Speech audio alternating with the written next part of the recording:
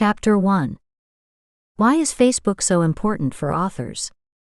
Facebook is awesome.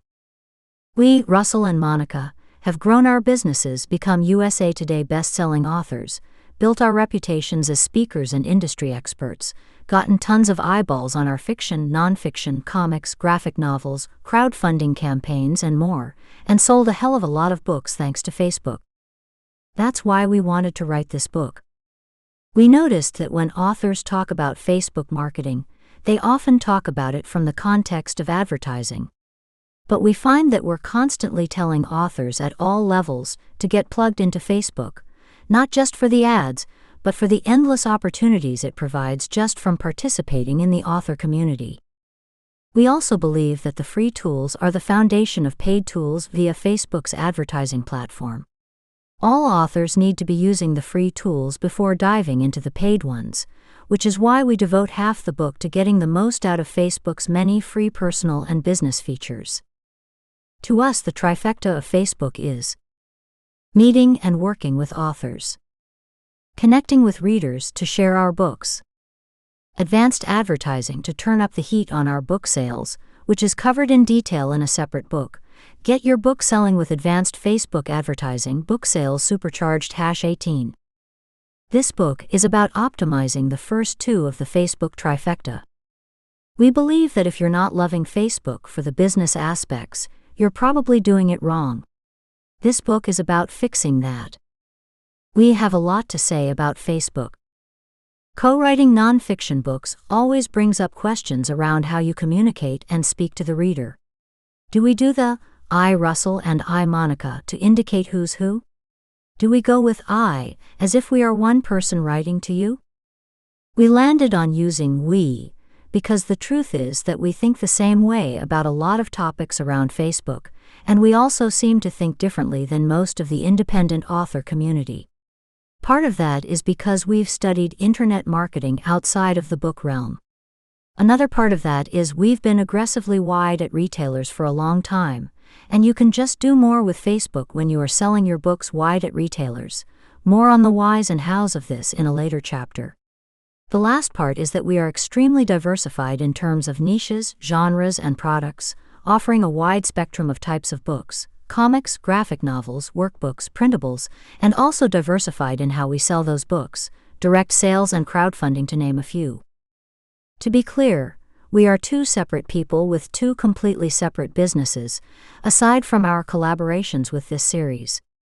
Russell has one foot in the comic book industry and the other in fiction, while Monica has several fiction and nonfiction pen names across a diverse set of genres niches. We also both write books, host podcasts, and offer courses to independent authors, and are considered thought leaders in the publishing space.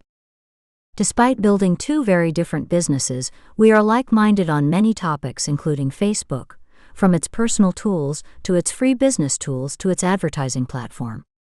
We've also been friends for several years, so we've had the chance to talk about all this stuff. We're pretty much always nodding our heads in agreement when the other is speaking. In the end, when we say we, it means that at least one of us advises this, but probably both of us. Putting our experiences together, we have personal experience with a ton of the opportunities authors have on Facebook, which we'll share more about as the book goes on.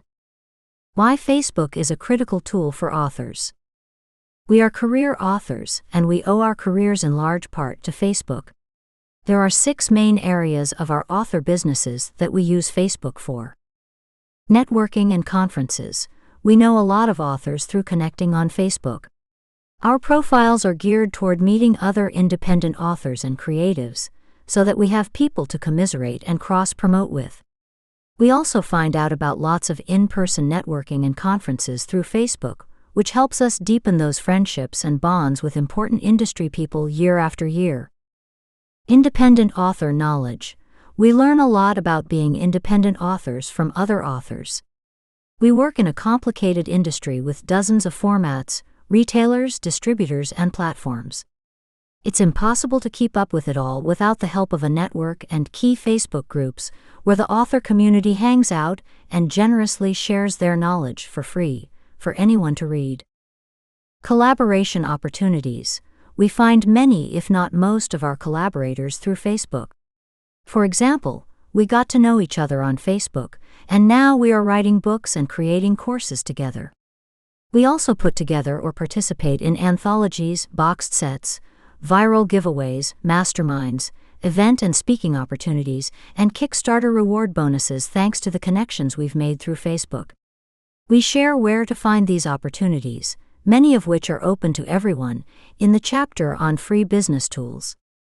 Finding service providers. We find artists, cover designers, editors, assistants, and more through Facebook.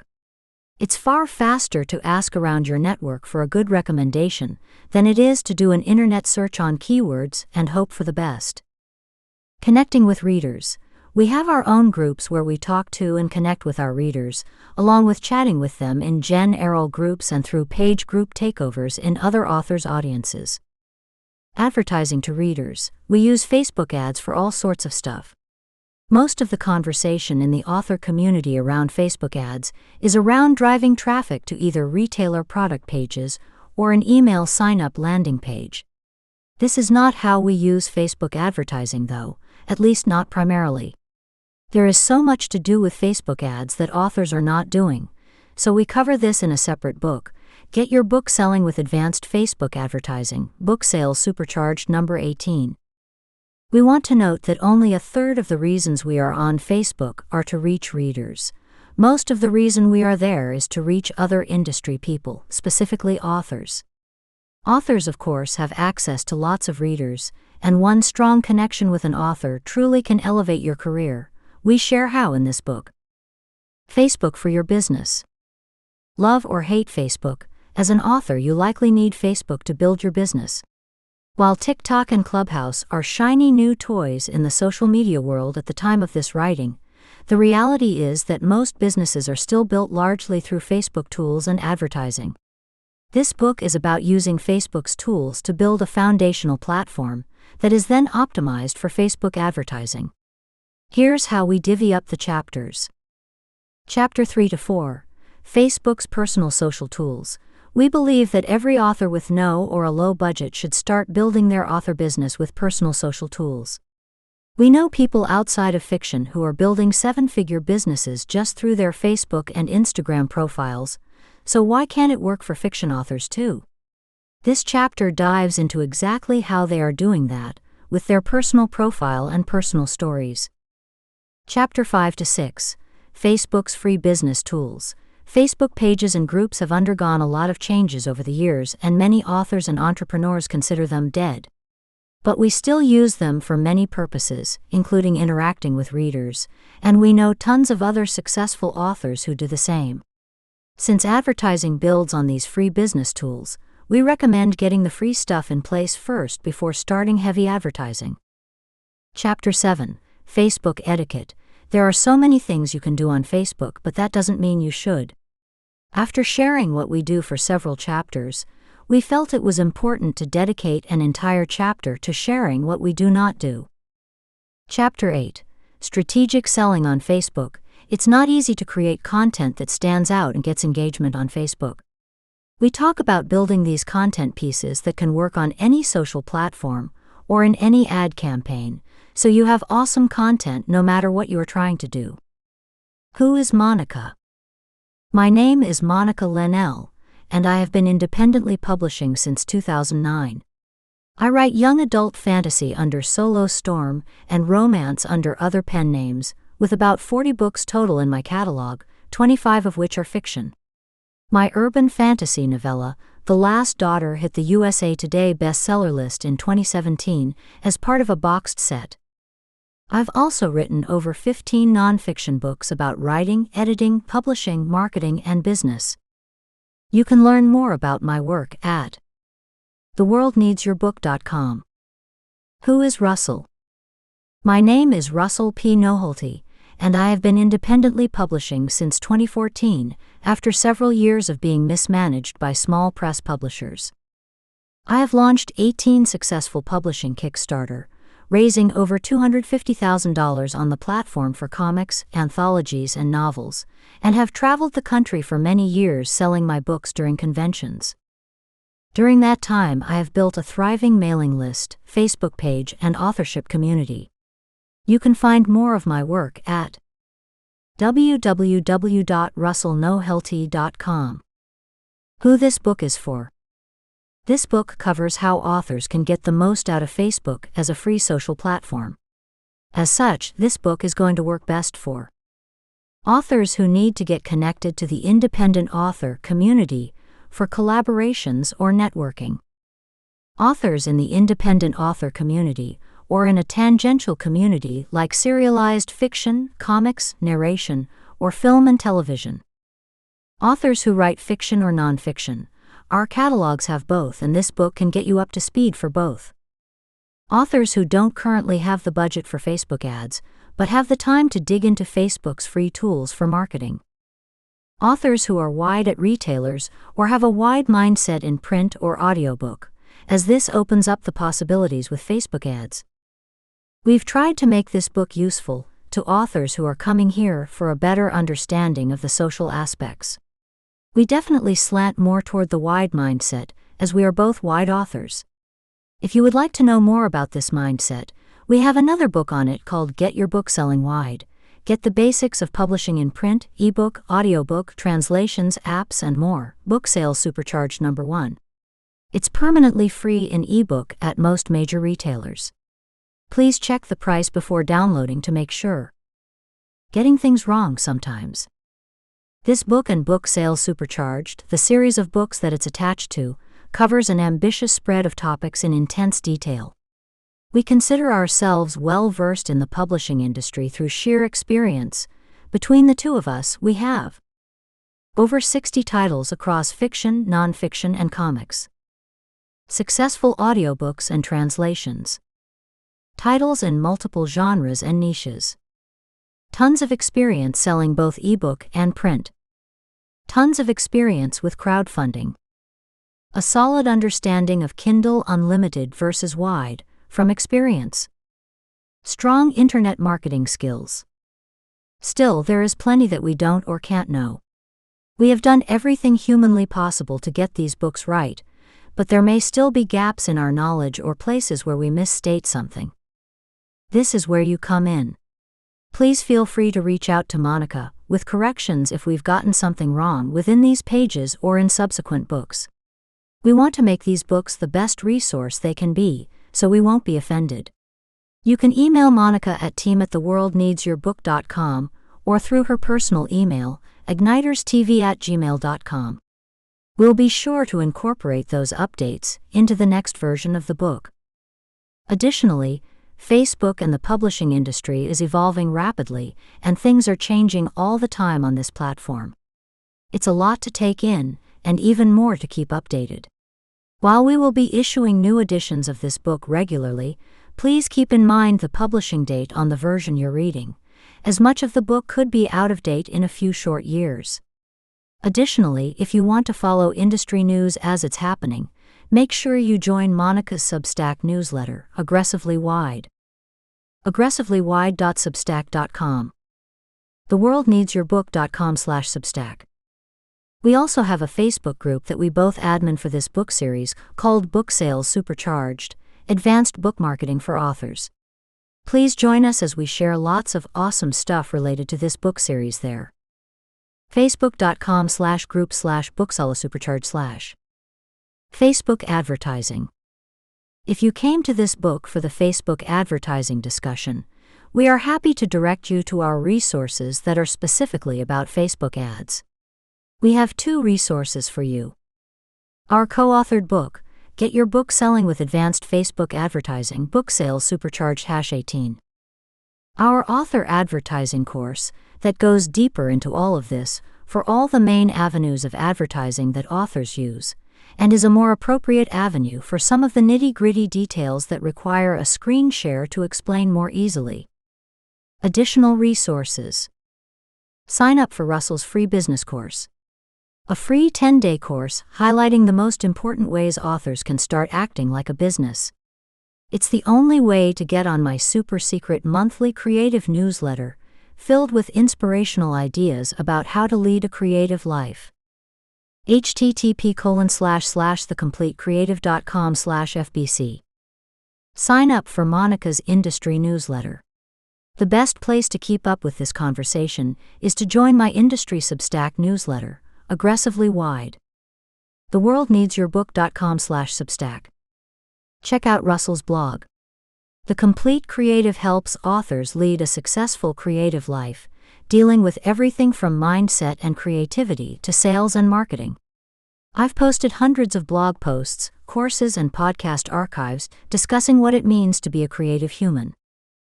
www.thecompletecreative.com. Subscribe to Monica's podcast. I post new 20-minute episodes about publishing going wide, serialized fiction, industry trends, and so much more on YouTube and my podcast feed. theworldneedsyourbook.com/podcast. theworldneedsyourbook.com/YouTube. Follow Monica on Medium. I post regular articles about the publishing industry if you prefer to read about new developments. theworldneedsyourbook.com/medium. Check out the rest of the series. The Book Sales Supercharged series focuses on each retailer, format, and platform, diving deep into everything you need to know to succeed in that particular space. You can find all the information about the series, plus grab the entire set of books in a bundle directly from my website at a significant discount to purchasing each individually at retailers. theworldneedsyourbook.com/wide. Chapter 2. How we use Facebook. Before we get into tools and best practices, we want to get the messy stuff that's holding you back out of the way. This chapter breaks down the many reasons that people back away from Facebook, along with the mindset shifts we've had to make to stay on the platform.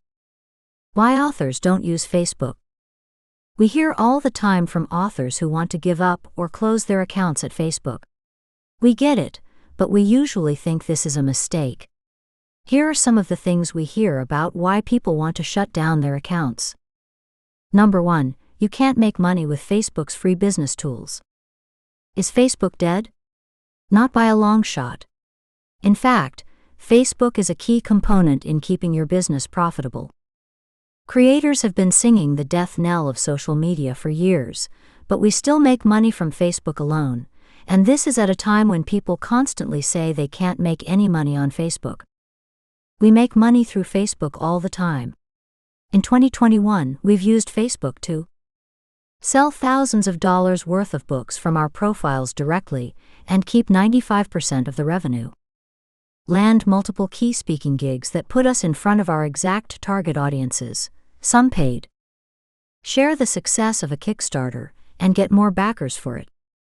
Organize a massive set of bonuses for a launch promotion. Get to know collaborators who will eventually send our books to their lists. Find multiple boxed set and anthology opportunities that will help us find new readers and also pay us royalties. Advertise our books and double our Amazon revenue from one month to the next. Build multiple groups that put us at the center of a niche or genre. These are just a few of the ways we've made money from Facebook this year, but they absolutely would not have happened if we were not on the platform. Furthermore, nearly all of them were things that money or advertising alone could not have bought us. Number 2, you can't make money with Facebook ads. Sometimes people talk about this with slightly different language, e.g., X sales funnel doesn't work anymore, or advertising costs keep going up, but what they ultimately mean is that Facebook ads cannot produce better than break-even or financial loss results, and thus they should not bother with them.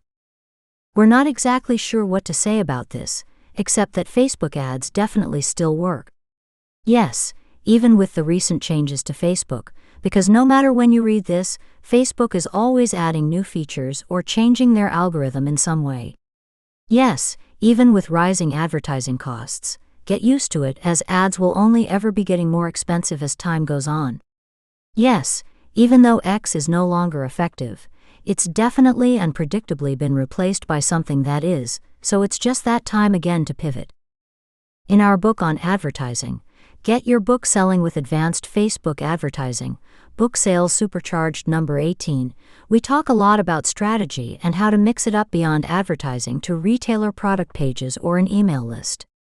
We also talk about retargeting, which can substantially rein in your spend, and product funnels, which can substantially increase your value per customer. Number 3, you can't get any engagement or traction on your posts. No matter what you do, it's important to note that most of what you do isn't going to work. The best you can hope for is that 2 or 3 posts out of 10 get great engagement. Arm yourself with the knowledge that most will fail to deliver, and that's okay. Facebook has rules baked into their system.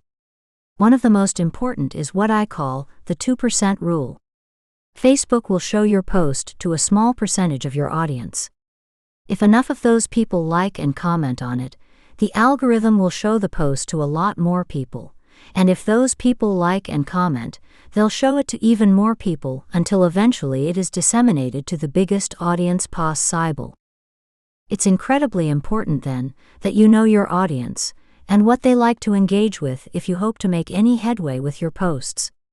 If you just keep sharing the same link with the same information, it's not going to spur any engagement, and your posts will be dead in the water. We talk more about the engagement algorithms in a later chapter, but they are real, and you can tailor your strategy to make them work for you instead of against you. Number 4, it's too political or combative. There's no question that Facebook can get political, especially during election cycles and major world events. There are questions around data leaks, censorship, privacy laws, and more, not unexpected given that Facebook serves billions of people around the world. We're all for empowering people to make their own decisions, including one of taking time off social media or having a social media detox. At the same time, we think engaging with the platform far outweighs the downsides when it comes to your business. The bottom line is that you control what you see on Facebook, and if you are seeing things that interfere with your ability to work, you only need to adjust your settings and make your timeline and experience pleasant again. As stated in the last chapter, we use Facebook for 6 primary business-related functions: networking and conferences, independent author knowledge, collaboration opportunities, finding service providers, connecting with readers, advertising to readers. What are your goals for being on Facebook, and how can you tailor your profile, news feed, groups, pages, network, and more to focus more readily on your specific goals? Number 5, you aren't seeing the numbers as evidence that you need to keep investing. The problem with marketing is that most of the bad advice works short-term and not long-term, and most of the good advice only works long-term and not short-term. People who get frustrated with Facebook generally fall into 2 camps. People who have decided to dip their toe into something like ads or groups, but not for long enough for them to actually work, and then they complain that those things don't work, even though they only did them for 3 months and didn't even optimize it when they did. People who tried some garbage advice, saw it work for a minute, and then watched it flame out, and are now so bitter that they think nothing works, or that something that works won't work long term. Successful people do the things that work for long enough for them to work, and while they might try out new strategies, they are aware for the most part they will flame out. They have low expectations for everything, and view everything as an experiment. For organic Facebook results, not advertising, that's a different timeline that we discuss in Get Your Book Selling with Advanced Facebook Advertising, Book Sales Supercharged number 18, Set Your Expectations Low. Here's what to expect. After showing up for 6 months, it's starting to work, or you see the potential of it working. After showing up for a year, you're seeing real evidence of it working. After showing up for 2 to 3 years, it's working consistently and predictably. This likely sounds crazy to someone who wants instant results. 3 years, but it's what's been true for us. A network takes time to build, as does a fan base or following. The difference between a career author who is in this for the long haul and a hobbyist or dabbler is that the former has years and years of showing up consistently. Give yourself time, and remember, you are planting plenty of other seeds elsewhere during this time too. #6, it's stodgy and old school. TikTok and Clubhouse may be hot at the time of this writing in 2021, but Facebook is still the largest social network on the planet and has extensive, proven advertising capabilities. From companies as large as Disney all the way down to your average digital entrepreneur or creative, most of us build our businesses at least in part through Facebook. You can definitely gain traction on another platform quickly, and we encourage you to do so, just not at the expense of a presence on Facebook too. At the least, if you are going to focus on another platform, make sure you are moving your people over to Facebook as best as you can. Remember, Facebook may be a dinosaur in social media terms, but it's not a dinosaur that's at any risk of going extinct, or getting acquired, or getting shut down by investors anytime soon. Shifting your mindset to make Facebook work for you. If you want to reap the benefits of Facebook, you'll need to change how you think about Facebook. Here are some of the things we see successful Facebookers doing that others aren't. Number 1, adopt a wide mindset. There are far more opportunities, especially in advertising, when your book rights are not tied up in massive exclusivity clauses, specifically in the KDP Select program. Monica wrote a whole book about this called Get Your Book Selling Wide. Get the basics of publishing in print, ebook, audiobook, translations, apps, and more. Book sales supercharged. Number 1. The gist of it is that if you are not wide with your books, you will struggle too. Sell your ebooks directly to your readers.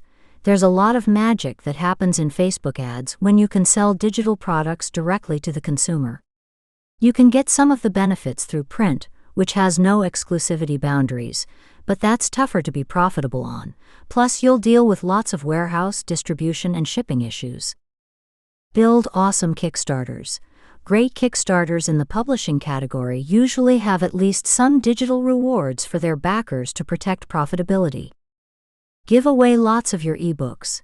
So many of the sales funnels you can use on Facebook require giving away a digital product. When your books are tied up in exclusivity, you severely limit your ability to use these funnels unless you create another product that's not exclusive to any retailer. Learn a ton about your audience and keep all of your data. When you are exclusive, you're likely sending traffic to retailer product pages, which means you don't get to keep the data about your customers nor easily build your email list of customers. This is remedied when you sell your ebooks directly to your readers and have a shop on your website where you can track and retarget your people.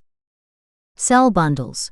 Businesses are built on bundling and selling directly to your readers, and when you have your ebooks in exclusivity, you can't bundle as easily.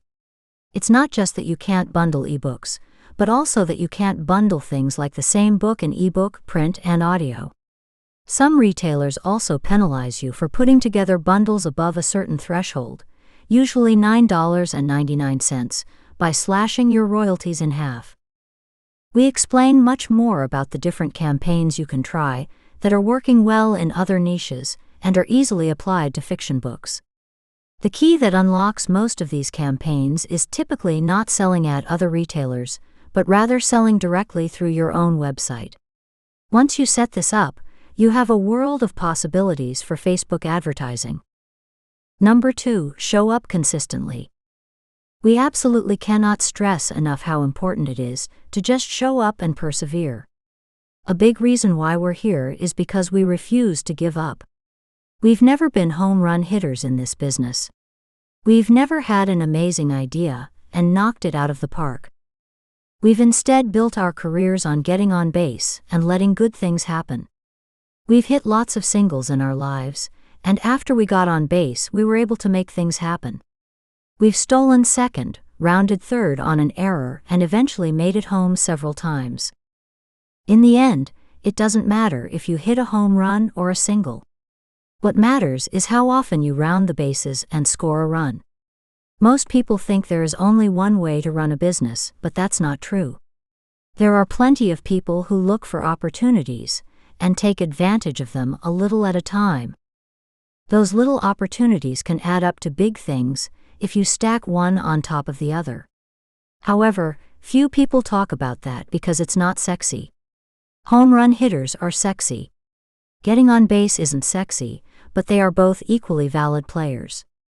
A team needs both, and you can make a Hall of Fame career by getting on base and taking advantage of opportunities as they come up. We've seen a lot of home run hitters come through this business and see massive success. Not all are equipped to maintain that success, though. Sometimes those who came in hot and had a ton of fast success exit almost as quickly as they came. If you want to have a long-term career, don't obsess over swinging for the fences every time. Often, getting on base is enough. Every time you get on base, you have a chance to bring it home, and when you have a chance to score, good things happen. Number 3, accept that it might not work. Truth, we don't always know if what we're doing now will pay off. But we accept that from the get-go, and it doesn't stop us from trying. We have okay success rates, and when we have success, it looks monumental and obvious to an outside observer, but we didn't know they would be successful while creating them. When we create, all we're doing is taking readily available data and mixing it with things that worked for us in the past, along with analyzing things that didn't work, and using all of that information to dictate our future decisions. You can also do this. The internet is a free resource filled with information for mining. We often can't believe people just put helpful information up online for just any old jerk to use. We love it, and we're gonna take all of it, but we still can't believe it. More so, we can't believe more people don't use it. It's right there. People believe we're experts or successful, but when the things we create are massively successful, we're just as surprised as the next person. Why? Because we've seen it go the other way too. We've seen things that we thought should be sure bets fail miserably, and things that should never have worked explode in popularity.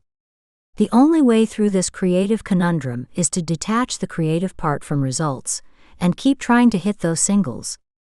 Number 4, invite your people off of Facebook.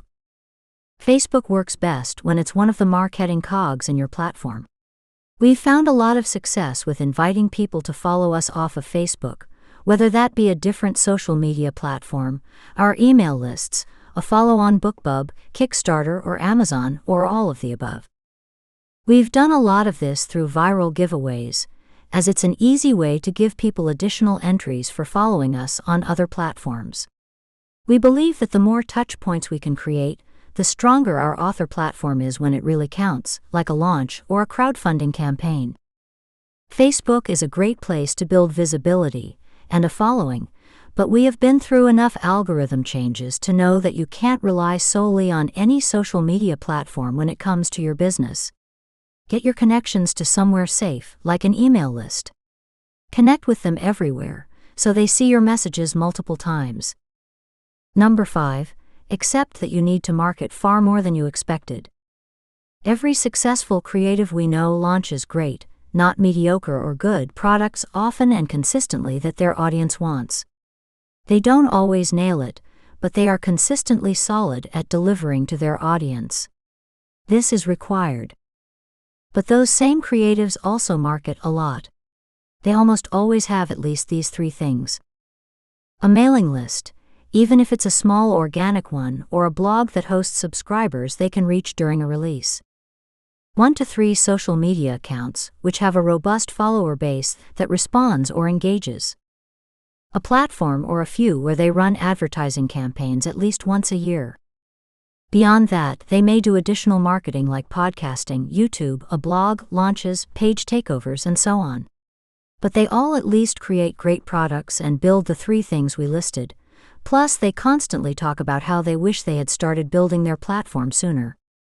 You can complain about it, or argue, or say it's not worthwhile to do one of those things, but the most successful creators at least hit this benchmark. Which means that if you are not doing these things, and maybe a few others, then you likely need to market much more than you want to or than you expected. 7-figure entrepreneur and business expert Rachel Rogers of Hello 7 shared on her podcast numerous instances where her marketing plan got her part of the way there, but ended up only being 10% of what was required to hit her sales goals. What I had planned to do marketing-wise to get those clients was 10% of what was actually required to get those clients. 10%. Her larger message, You haven't tried everything to market, not even close. We've seen the same in our businesses and through our author friends as well. This all applies to our experiences with Facebook too. We've been at it for far longer, doing far more, and with far fewer results than we thought it was going to take. We find this with growing our networks, our groups, our Facebook advertising, and more. #6 Build one small piece at a time. If you are overwhelmed, we understand. We've been there too. We've built our Facebook personal and business profiles over years of effort. We went to conferences and added those people as friends. Then we went to more conferences and added more friends. Then we added friends of friends. We joined a single group and got involved, reading the content and participating. Then we joined more groups, or became a moderator or otherwise visible for that group. We started ads with 1 or 2 campaigns. Then we got results and added another campaign. Then we created a lookalike audience. You have a lot of time to build your Facebook presence, so take it one step at a time. And take it at your own pace, there's no rush. Do a little every day, and remember that everyone else is in the same boat as you. We all have limited time, energy, resources, and money, so you are in good company. #6 Cumulative visibility is key. We've talked about consistency, but this point is something slightly different, which is that your visibility on Facebook accumulates, snowballing its way to success. Have you heard of an author named Pierre-Alex Ginty? He's made several recent posts in the Facebook group 20 Books to 50K, a useful author group to be a part of, about using Facebook ads to drive traffic to his direct sales bookstore. One of the things he mentioned was how he doesn't focus solely on ROI for his ads anymore, because he accepts that visibility spills over in intangible ways. Of course, everyone wants to make a sale immediately. But the reality, the marketing you do today could make you a sale years from now. And that reality, that visibility is a long-term investment, is actually a wonderful thing. Ginty has had the most success with his direct sales store through Facebook ads, but he also found that the visibility of his campaigns drove many of his books to Amazon bestseller status as well. This is obvious when you look at the reviews of any of his books. For example, one person says, "I kept seeing excerpts from this book advertised in sick Facebook and Instagram. And the more I saw the author's writing style, the more intrigued I became. Nice advertising ploy. It worked. I bought this book, read it in half and sick hour, and the next day I ordered his other books." Your visibility builds the more you market your books, and there's an element of magic to it all that's hard to explain except through example. We have both experienced this several times in our careers, and the magic is real. #7 You're never behind or missing out. If you feel like you're behind on building your Facebook presence, you're probably not going to enjoy the work very much. There's truly nothing to catch up to, and you can go at your own pace. Additional resources. The best way to see how we use Facebook is to follow us. Here are some of our Facebook presences. Number 1, Facebook profiles. Friend or follow us. Russell Nohelty, https://www.facebook.com/russell.nohelty.7. Monica Leonelle, https://www.facebook.com/MonicaLenelleGrace. Number 2, Facebook pages. Follow and watch our stories. Russell Nohelty, https://www.facebook.com/RussellNohelty. Angel and Vampire Reads, https://www.facebook.com/AngelSandVampires. Number 3, Facebook groups. Join and get to know us. Authors and creators making money selling books, https://www.facebook.com/group/743617402482919/. Book Sales Supercharged, Advanced Book Marketing for Authors, https://www.facebook.com/group/booksolosupercharged/. Clubhouse Authors, https://www.facebook.com/group/320971962548548. Writing and selling on fiction apps. https://www.facebook.com/group/2042480162718205. Chapter 3. Facebook's Personal Social Tools. Authors don't fully understand the power of personal connection on Facebook. We're over here watching our business friends build seven-figure businesses with zero advertising, just through Facebook's free tools and accounts on other social media platforms like Instagram, Pinterest, and YouTube. It's completely possible, and there is a lot more authors can be doing to build their social reach on all platforms, not just Facebook. In this chapter, we'll be focusing on Facebook's personal social tools, including your personal profile and personal stories. Why use your personal profile? Your personal profile can serve 3 of the 6 usages we outlined in the first chapter. Networking. Collaboration opportunities. Connecting with readers. We'll explain exactly how we work toward these 3 goals with Facebook's personal tools. Number 1. Networking. It's hard to go it alone. Really hard. It's desperately hard to sit alone, trying to create something and then sell it to other people. Having a network of like-minded people helps for a bunch of reasons. They offer you support and encouragement when you find it hard to keep going. They are great sounding boards when you have new ideas. They are a second pair of eyes when you aren't sure if something is good or not. They can introduce you to other people in their network, which might be able to move your career forward. They can introduce you to their audience and help you make more sales. You can promote your products together. And there are hundreds of other reasons why finding a network is both awesome and critical for your success. Mostly like the old wizard in Zelda said, it's dangerous to go alone. Number 2. Collaboration.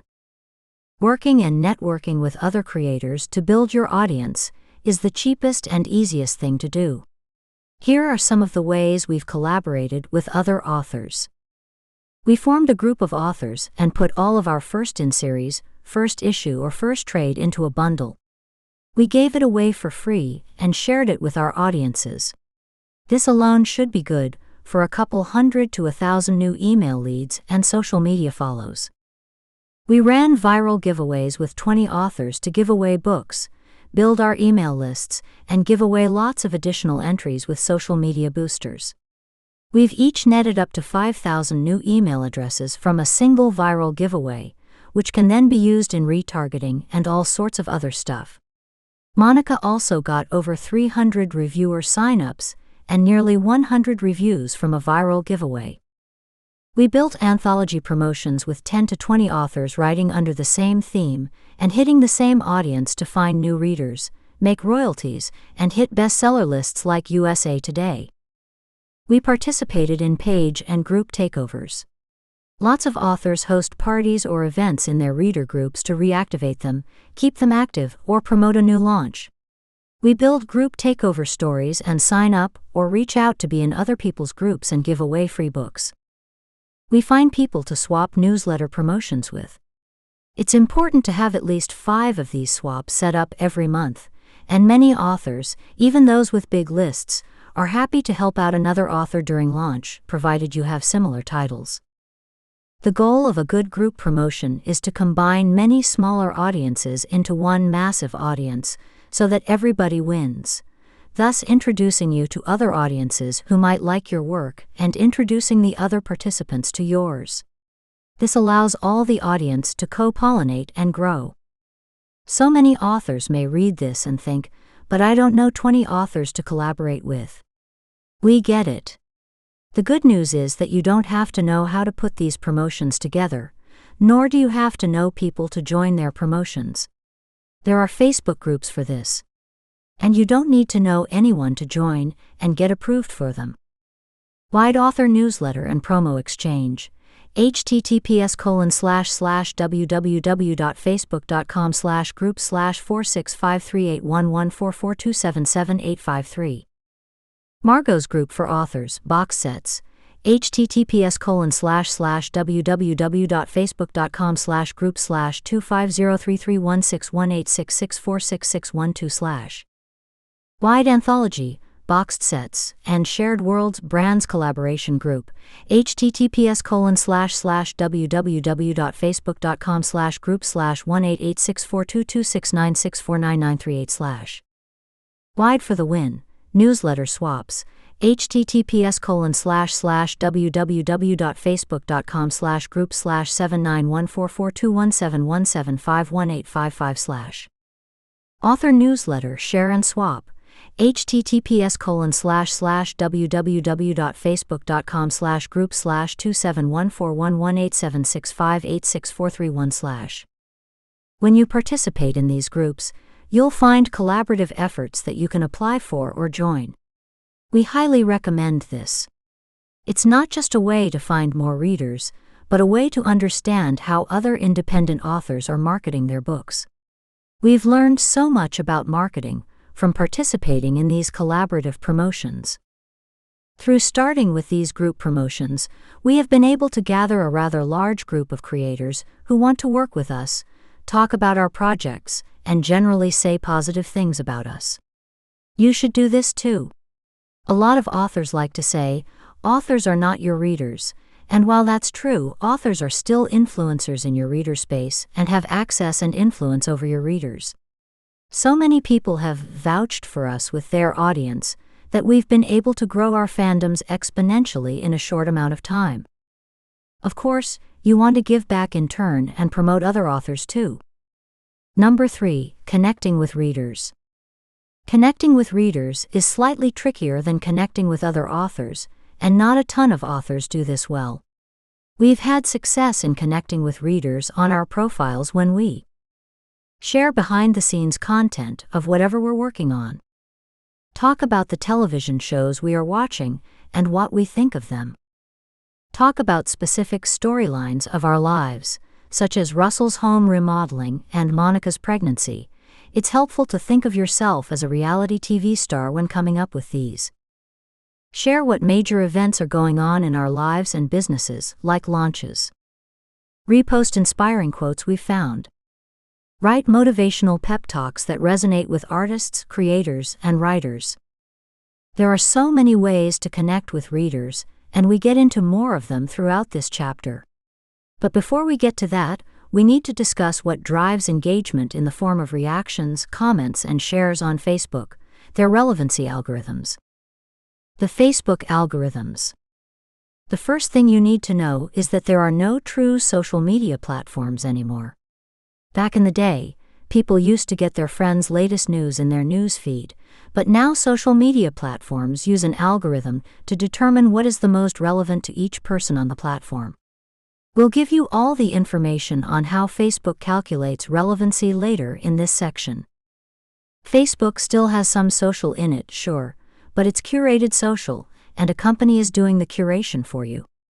They are the ones picking what gets in front of your friends and what doesn't, not you. That means you don't just have to share things with your friends, you have to share things with your friends that the algorithm deems worthy of dissemination. If you are not showing posts the algorithm deems relevant and interesting, also known as things that get liked and clicked a lot, then you are not going to be shown very often in other social media feeds. And right there is the trick. It's the mindset shift you need to embrace if you want to succeed on social media, increase engagement, and be seen in more feeds of the people in your network. You aren't just there to please your friends. You must please the algorithms too. The bad news is this means you can't post just anything and expect it to be seen like in the good old days. Posting now takes a lot of thought. The good news is that algorithms are all based on machine learning, and machine learning can be worked with because machines, as smart as they are, do not have any higher brain functions. They are programmed by humans and thus have flaws. Given the right tricks and tools, you can get the machine working for you rather than against you. It's fairly simple. The algorithm is somewhat sophisticated and there to protect the interactions people have with each other. Thus, that should be your goal too. The better an experience you can give users, the more positively they will think of your brand and your content, and the better opinion they will have of you. As we talk about the algorithms, your question should be, how do I make great posts and work with the algorithm so it knows my posts are awesome and shows it to the maximum number of people? Working with the algorithm. Facebook's news feed algorithms are interesting in that they are really trying to personalize each person's news feed based on past behaviors. They have a process for doing this, and while we likely know very little about it relative to its complexity, we do know the rough outline of how it works. Every time you make a post, Facebook scores it based on thousands of factors, though the 4 most important are listed below. This is essentially a quality score for the content, compared against things that Facebook users prefer. For each individual, there is a stack of inventory. This is all the posts that the user has signed up to see, from friends to people they follow to pages and groups they follow. Facebook gets rid of the ones that fall below a certain score. Presumably the cutoff score changes from individual to individual. They then look at all past behavior of the person and rank the remaining inventory based on the person's personal preferences and ranks those in an order. There's a specific mix of media types: videos, text, images, and media sources, friends, pages, groups, ads. This is what displays in the feed, with the highest scoring piece of content at the top.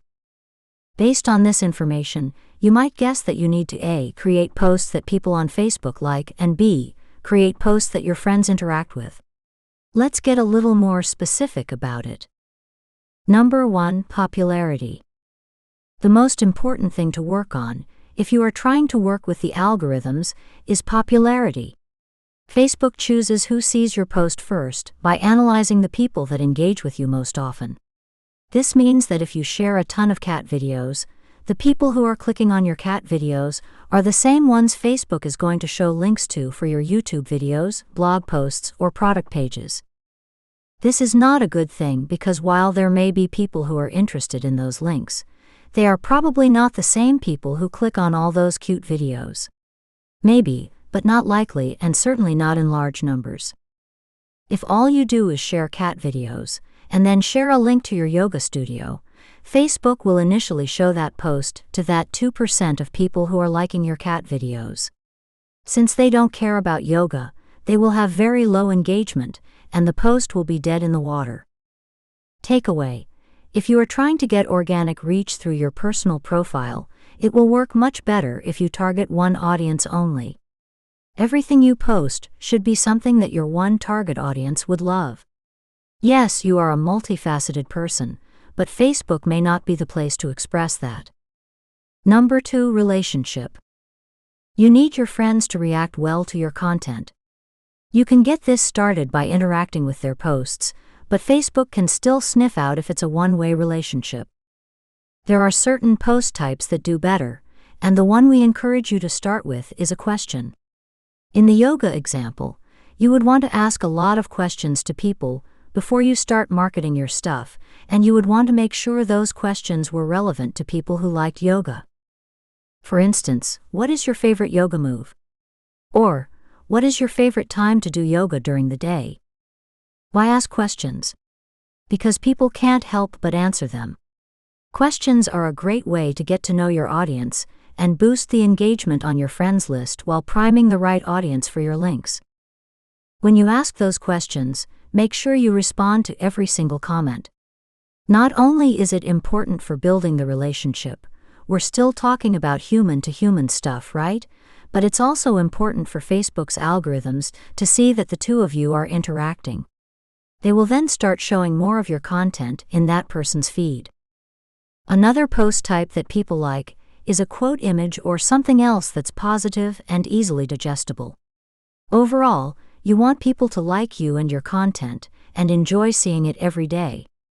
This is what builds your relationship and builds your visibility in the Facebook newsfeed algorithms.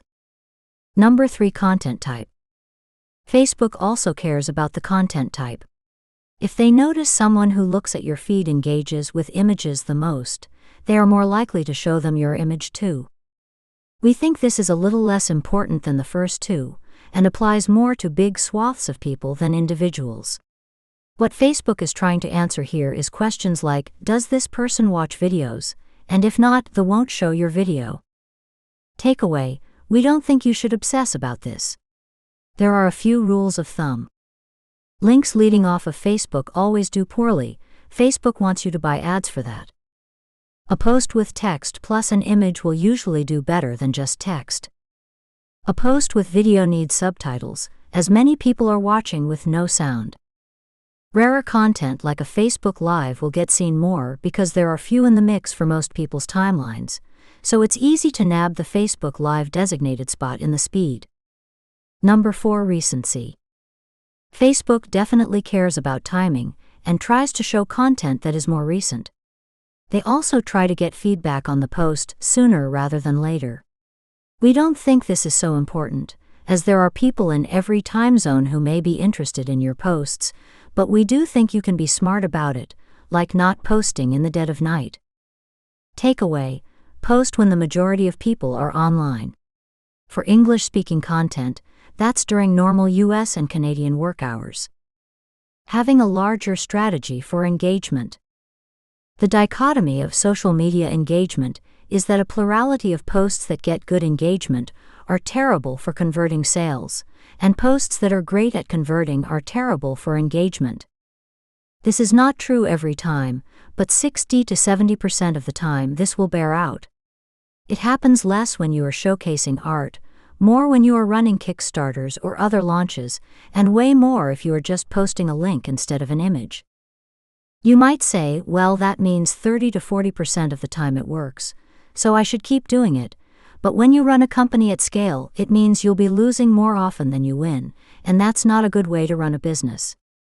Engagement is great for the social media network, but it's useless for running a business, at least during a launch, which is when most product-based businesses care about making money.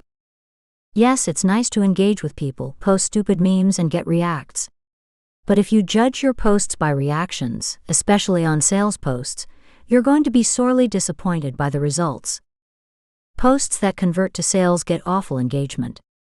People that click rarely also engage, because they have already clicked off the site. They are going to buy, and so there is no need for them to click the react button.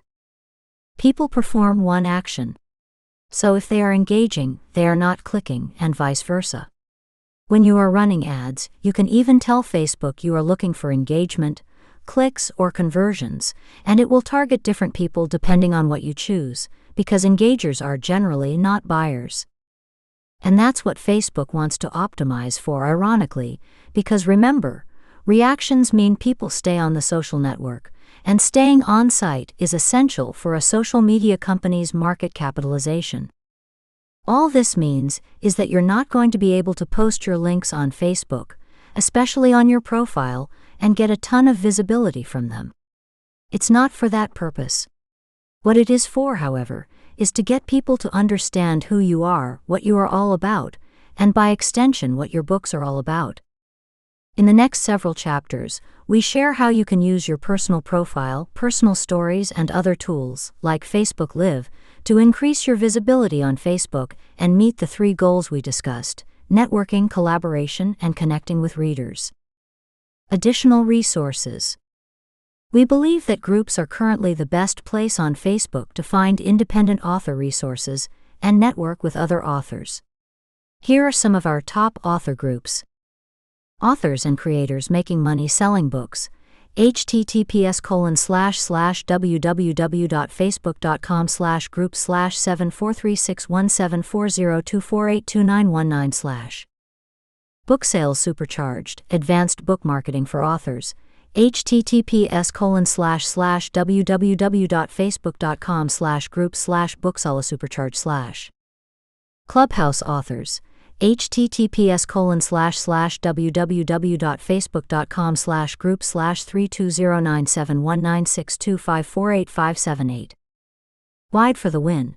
https://www.facebook.com/group/556186621558858 20 Books to 50K. https://www.facebook.com/group/781495321956934. Alessandra Torre Inkers, https://www.facebook.com/group/235450860258127. Chapter 4. Your personal Facebook profile. Many of us have had our Facebook profiles for a decade or more.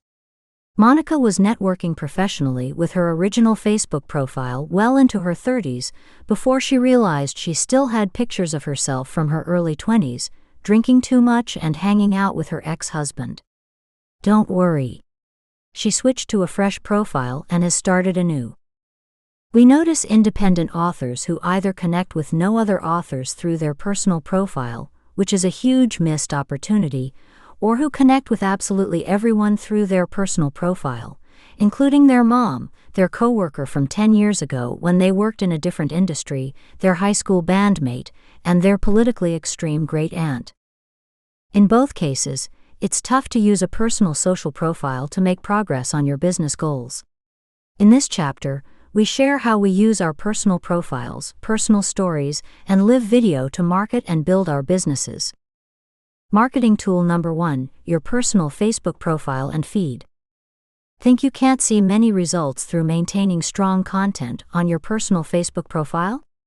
Think again. Why you need a strong Facebook profile.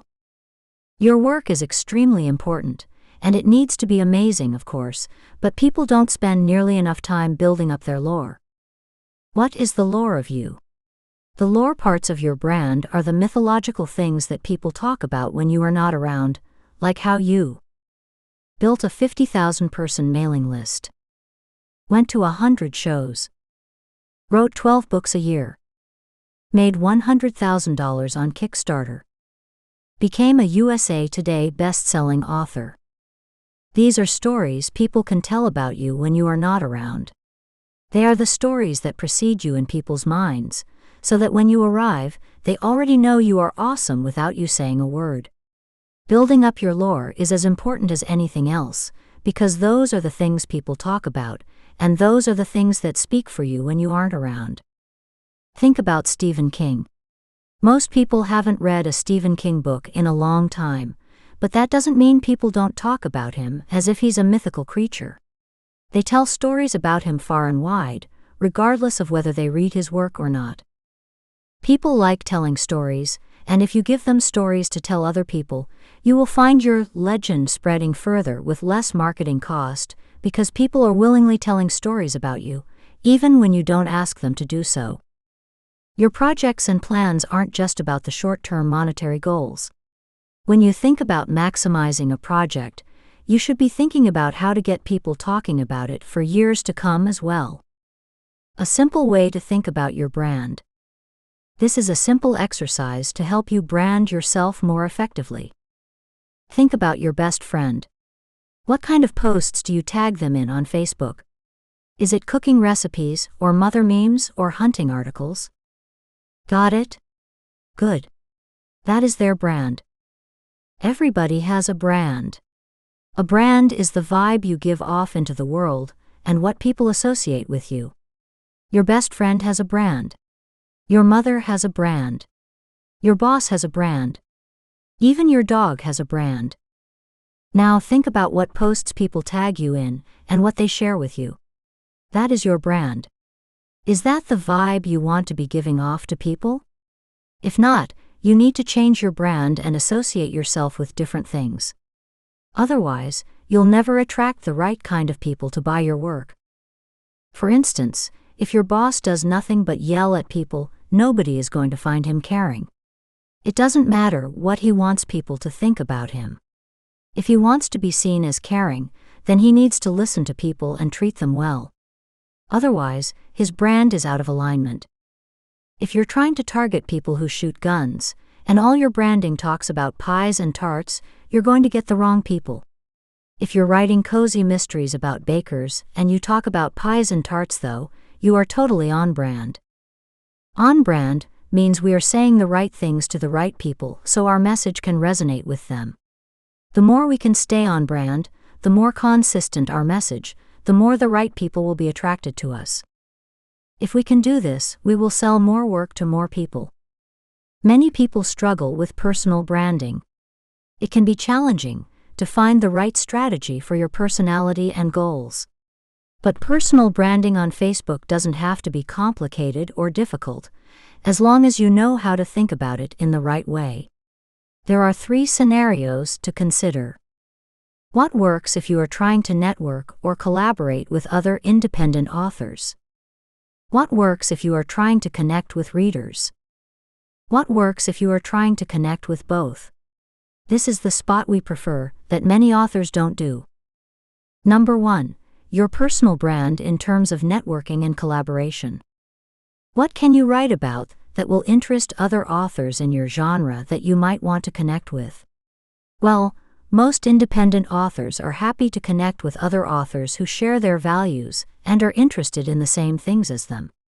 We recommend connecting on the easy commonalities that people share.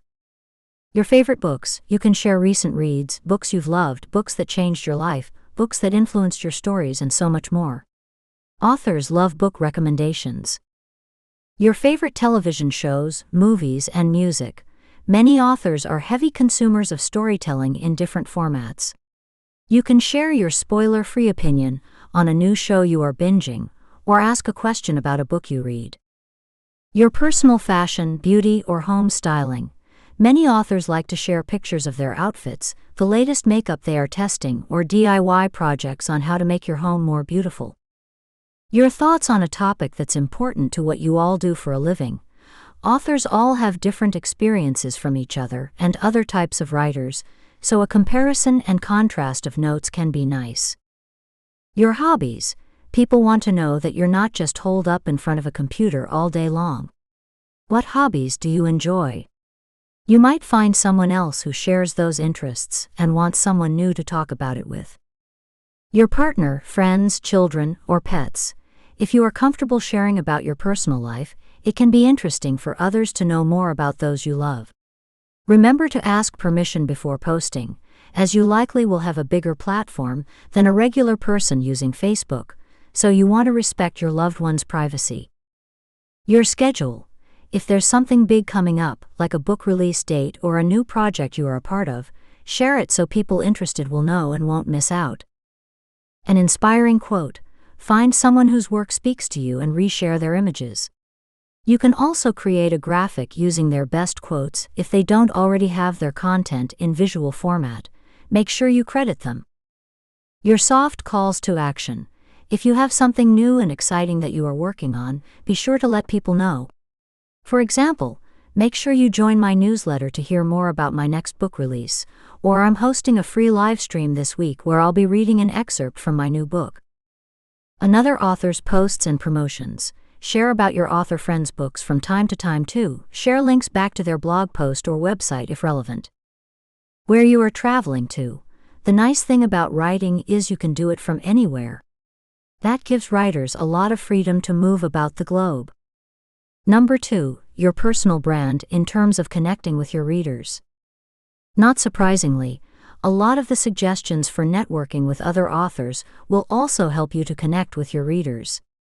Some additional things you could do for your readers are: talk about your next book release. What's the title? When is it coming out? Share your passion for books. What are you reading right now, or what other authors do you like to follow? What are some of the most recent books that have made an impact on you? Share behind the scenes of your writing process. What's your process for writing a short story, novella, novel, or anything else you write? Post videos and links to articles that speak to your writing process, or talk about books that influenced yours or those in development. Ask for feedback. What are some of the most important things that happen in your book, and why should someone read it? Pose questions to get feedback on new content before publishing. I've got an idea for a story, but I want to know, what do you think? Offer your opinion. Engage in conversations around current cultural topics, and make connections between them and your book's reading as appropriate. Give something away.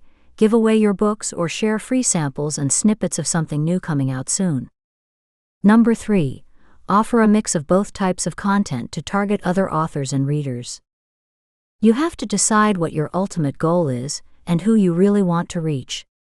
You can choose to use your Facebook profile for networking or for connecting with readers, as most independent authors do. But you can also use it for both, and create a mix of content that attracts authors in your genre and readers who will love your stuff. Some things you might want to do to make the content work for both. Narrow each of your types of content from the previous two lists down to just your genre. For example, if you are talking about your favorite shows and you write urban fantasy, only talk about shows that are fantasy. Limit your post types. There's a lot you can do with this list, but don't go overboard. Choose only 5 of these ideas or styles of post that you are going to use for your profile. Save the rest for a Facebook reader group or other social media platform so that people have a reason to follow you in both places. Get really specific about what you want to be known for. A friend of ours only posts about one thing on her Facebook profile: funny stories about her kid. We know when we see her posts that it's going to be a story about something funny that Addison said. Not surprisingly, this person also happens to be funny or a class clown in real life and group situations, so her brand is in alignment. She's a funny person. Most likely, everything we've said here sounds good in theory, but you're wondering how it works in practice. What if your Facebook profile is all friends who are not authors, or if it's your entire family and you don't want them to know you write bloody serial killer books or steamy graphic sex romances? What if your profile is you ranting about your political views when you write cozy mysteries? Let's talk about how to convert your current profile, which is probably a mix of very unstrategic, misaligned content, into a powerful marketing tool for your business. Setting up your personal Facebook profile to help your business. You likely already know what you want to post on your Facebook profile at this point, but before you start, there are a number of obstacles to getting your personal Facebook profile ready to implement these ideas. Here are some of the challenges you might encounter. Number 1, your personal profile cannot be overtly market-wise. It's against Facebook's Terms of Service to use your profile as a marketing billboard. They want you to use a Facebook page instead. To stay in compliance, you should not post about your business or products on your personal profile more than once or twice a week. You should definitely not link to your book over and over again. Instead, you're going to talk about things that attract the target audience for your books. You can think of this as a soft pre-marketing activity. Attract the right people toward you, then give them reason to like you and support you. Then, if people want to learn more, you can direct them to your company website, blog posts, newsletter signups, Facebook page and group, where you can market yourself more overtly, and other social media pages. Number 2, you can't have more than one personal profile on Facebook. It's against Facebook's Terms of Service to have more than one profile. Even if you have multiple pen names, you are only allowed one personal profile, though you can still use these ideas through your pen name with a Facebook page using their newer news feed feature. We explain this in a later chapter in this book. This means you have to make some hard decisions about your Facebook profile. Do you start a new profile and shut the friends and family one down? Do you delete old posts that are misaligned with your brand, or set them to private to only you if you want to keep them? Do you display yourself as a whole person and intermingle everyone under the same profile, not worrying about what your family and friends think of your new direction? These are personal questions that only you can decide about. What we did, however, was start new profiles to get a clean slate. Monica, for example, had photos of her doing a keg stand on her profile that she had started in college, which didn't need to come forward into her new public-facing persona. We both decided that we didn't really need to have the personal and family connections with people we hadn't talked to in years happening on Facebook's platform. This was unique to our situations. You really just have to decide for yourself what matters to you. And if you want to keep your personal profile to yourself, you can lock it down and use your Facebook page profile instead, which we cover in Chapter 4. Number 3, your current content might be misaligned with your new personal brand. When it comes to personal branding, you probably already have one, and you may not really like it all that much. Your personal brand will emerge regardless of your intentions around it, so you may as well control it and make it work for you rather than against you. We know tons of authors in this space who have personal branding issues. We both put together digital conferences and also serve on committees that plan some of the major events in the independent author space. We've seen over and over again potential speakers who are super knowledgeable about a topic who get rejected based on their personal brand, which they usually don't even know they are emanating. Do you really know what your personal brand is? It's probably hard for you to figure it out without some gentle feedback. But the good news is that it doesn't really matter, and you can implement a new personal brand going forward that largely takes the place of whatever you're known for right now. We've done this over and over in our careers, and we're always surprised by how quickly the new thing catches on. It's not that you can completely erase someone's impression of you, but you can definitely chip away at it by presenting something new to them consistently. Here are some journaling questions that can help you hone in on the lore of you. What words do you want to be immediately associated with?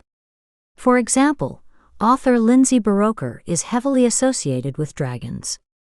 She not only writes about dragons, but she also posts about dragons on her social media profiles regularly, and her fans send her dragon-related content regularly, which she then reposts. What kinds of topics or news stories do you want to comment on, if any? For fiction, you may have a polarizing political topic or mission-based subject that relates to your story, but if you're writing genre fiction, you probably don't. Something funny or related to pop culture can work better here. For example, if you're writing about middle-aged women, it could be funny to comment on news stories with the phrase geriatric millennial in them. What do you want to reshare regularly? Several fiction authors share memes that are in a specific genre, or quotes about something related to their book category. If you write crime thrillers, for example, you might share memes about killing characters. What visuals do you want to be immediately associated with?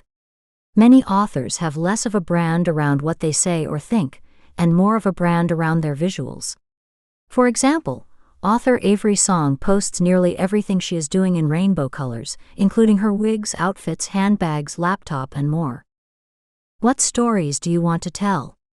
Several romance authors tell stories about their dating lives or their dating app horror stories. What do you want to ask for help with? Several authors ask for advice about what to wear or share their favorite foods.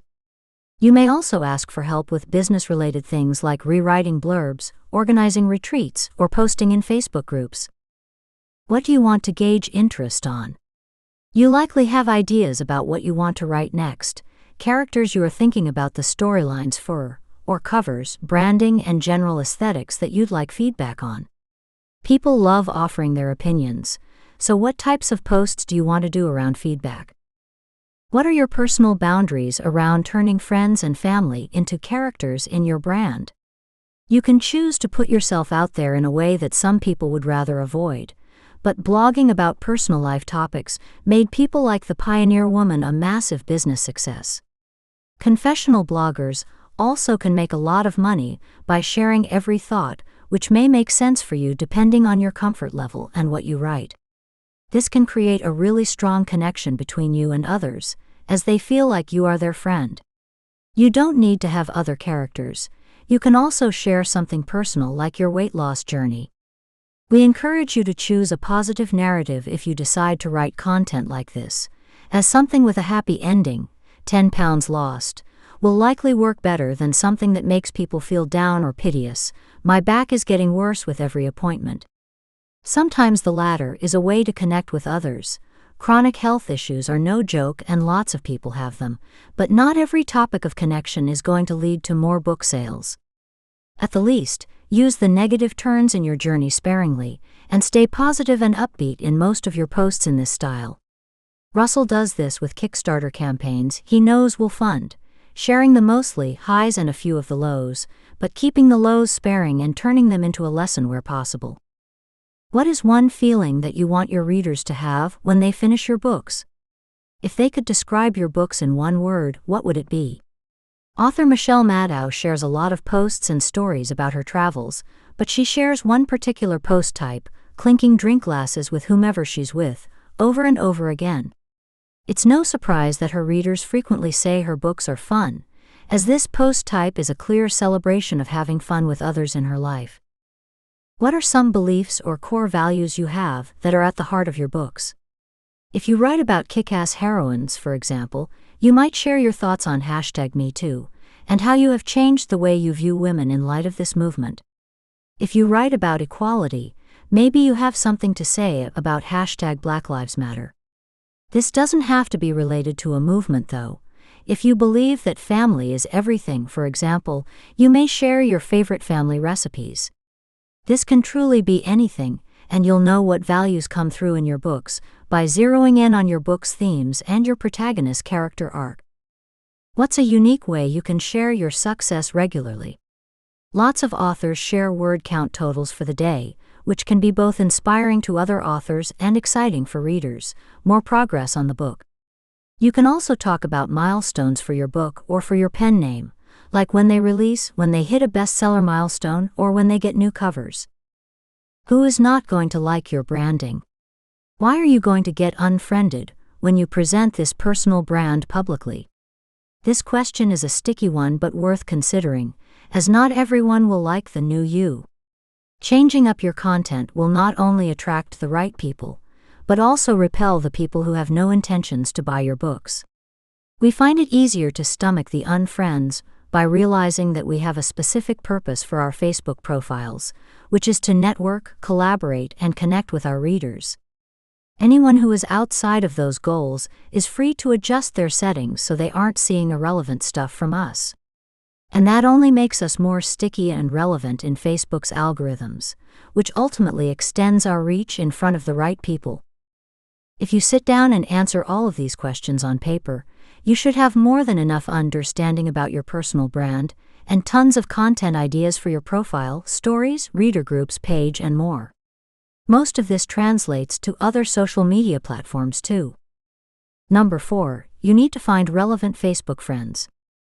In the author community, it is fairly easy to find friends through a method called daisy chaining. When somebody looks at their friend request list, they typically only look for two things: how many mutual contacts you have in common, and whether you work in the same industry. If you can meet those criteria, then they will generally approve you as their friend. The reasoning for this is that successful creatives meet hundreds, if not thousands of people a month. They just can't keep all of them straight. Therefore, you can short-circuit their social media filter if you can just get enough mutual friends in common. To do this on Facebook, go to your suggested friends and add every person that has even a tangential relationship with your favorite influencers and with whom you share at least 20 to 30 mutual friends. Using the statistics from above, we can assume 10 to 15% of those people will friend you back. Keep repeating that process until you have dozens upon dozens of mutual connections with the key influencers in your industry. Once you have at least 100 mutual connections, you can comfortably friend request an influencer and reasonably expect they will accept you, even if you have never met in person. If you utilize this strategy, don't be a chump and ask for favors or reviews or page likes or jobs of any kind. Just be a cool person. This is about making friends and providing value. If you do cool stuff, people will take notice. We've both done this and built Facebook profiles that are full of creatives, authors, and coaches, many of whom we haven't met in real life. If you spend time commenting on people's posts, sharing funny or inspiring things with them, and genuinely being a delightful and witty online friend of theirs, they will eventually start to like you and reciprocate the friendship. We have eventually met many of our online friends in real life as well, which makes it much easier to go to conferences targeted at your industry, even if you are an introvert. You can make your own judgment on whether this method is right for you. If you decide to do it, it is an incredibly effective way to get the right friends to your profile. If your main goal is to connect with readers, you can do the same thing.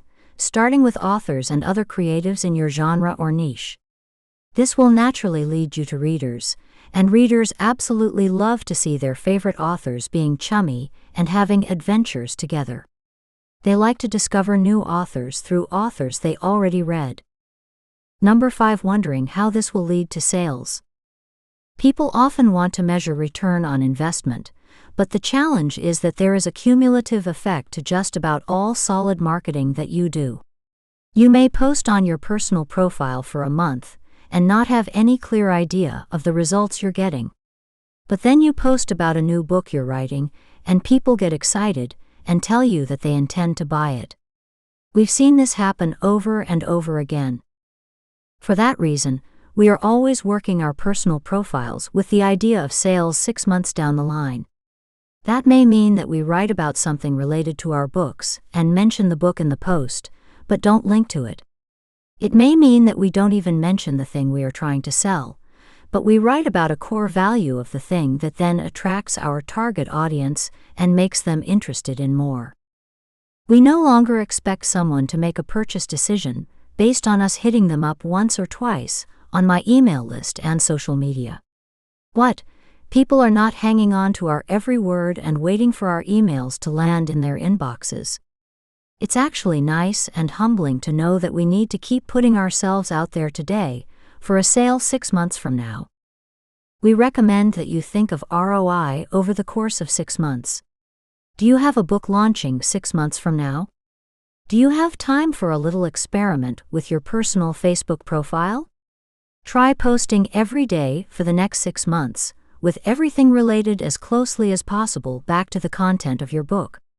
This works for fiction or nonfiction.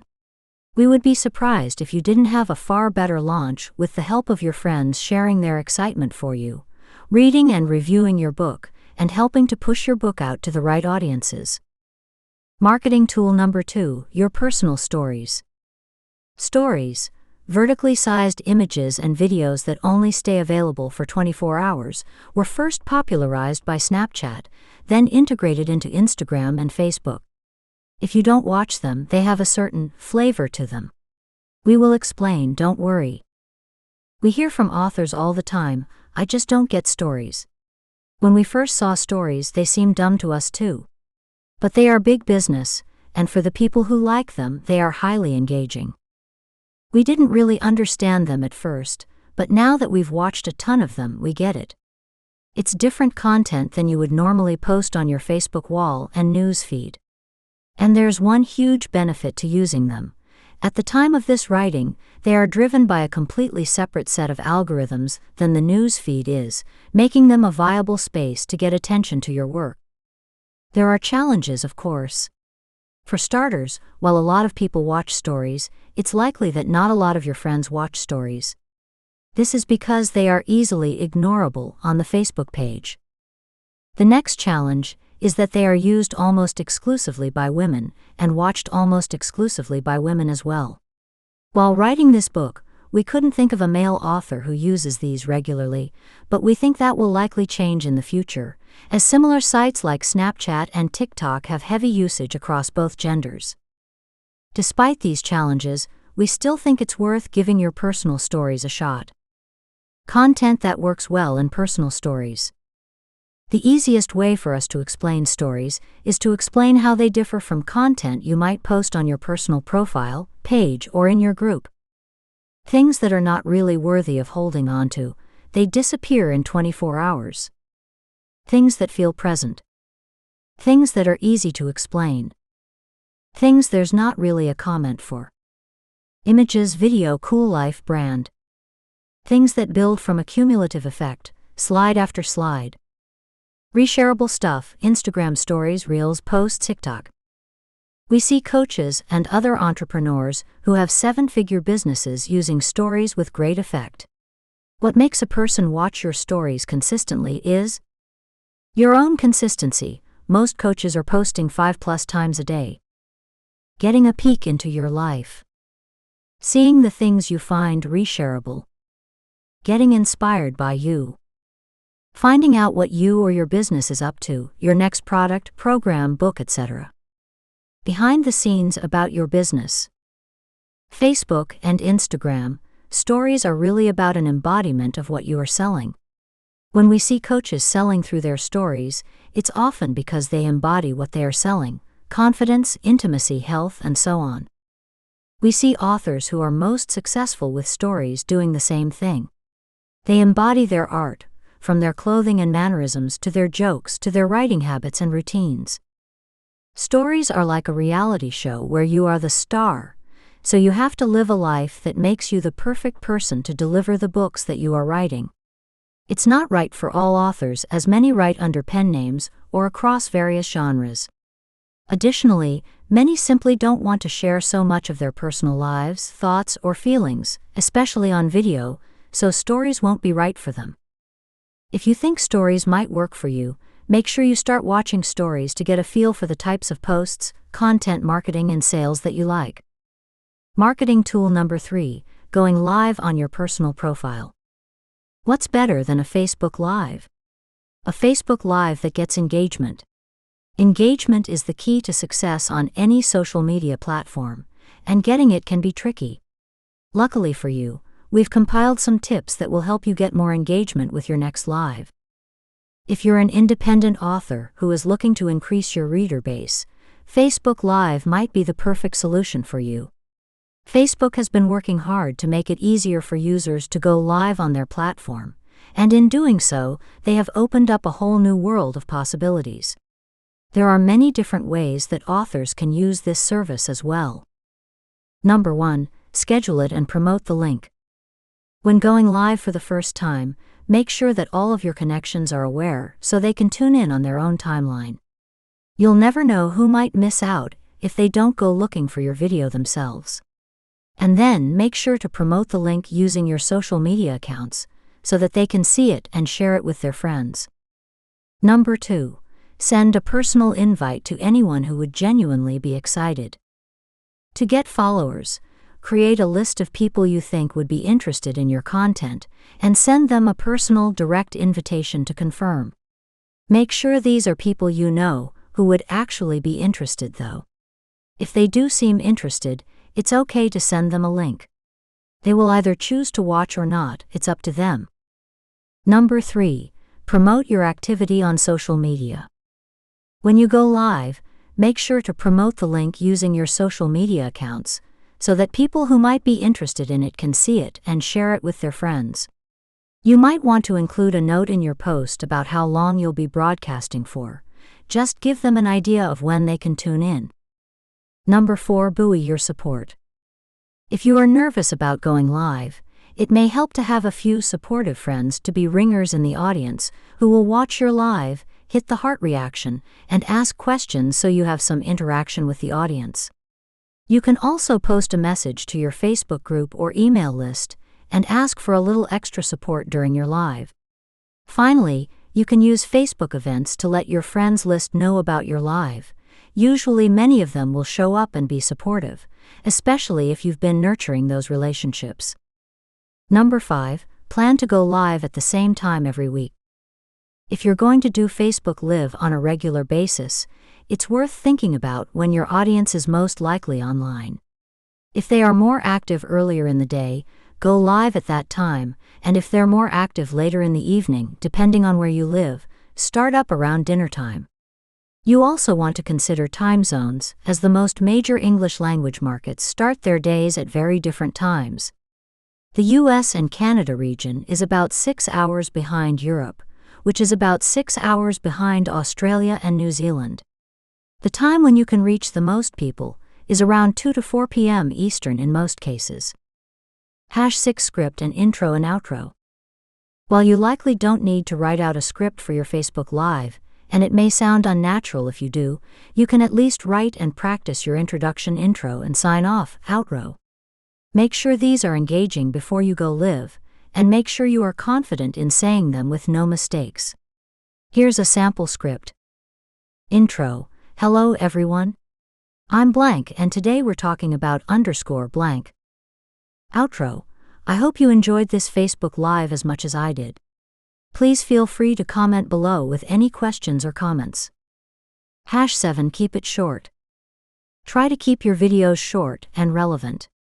It's tempting to overshare, but sometimes the best way to engage people is just a quick tip or advice they can use in their life right now. The best length of time for a video is typically between 5 and 15 minutes. Number 8, keep it interactive.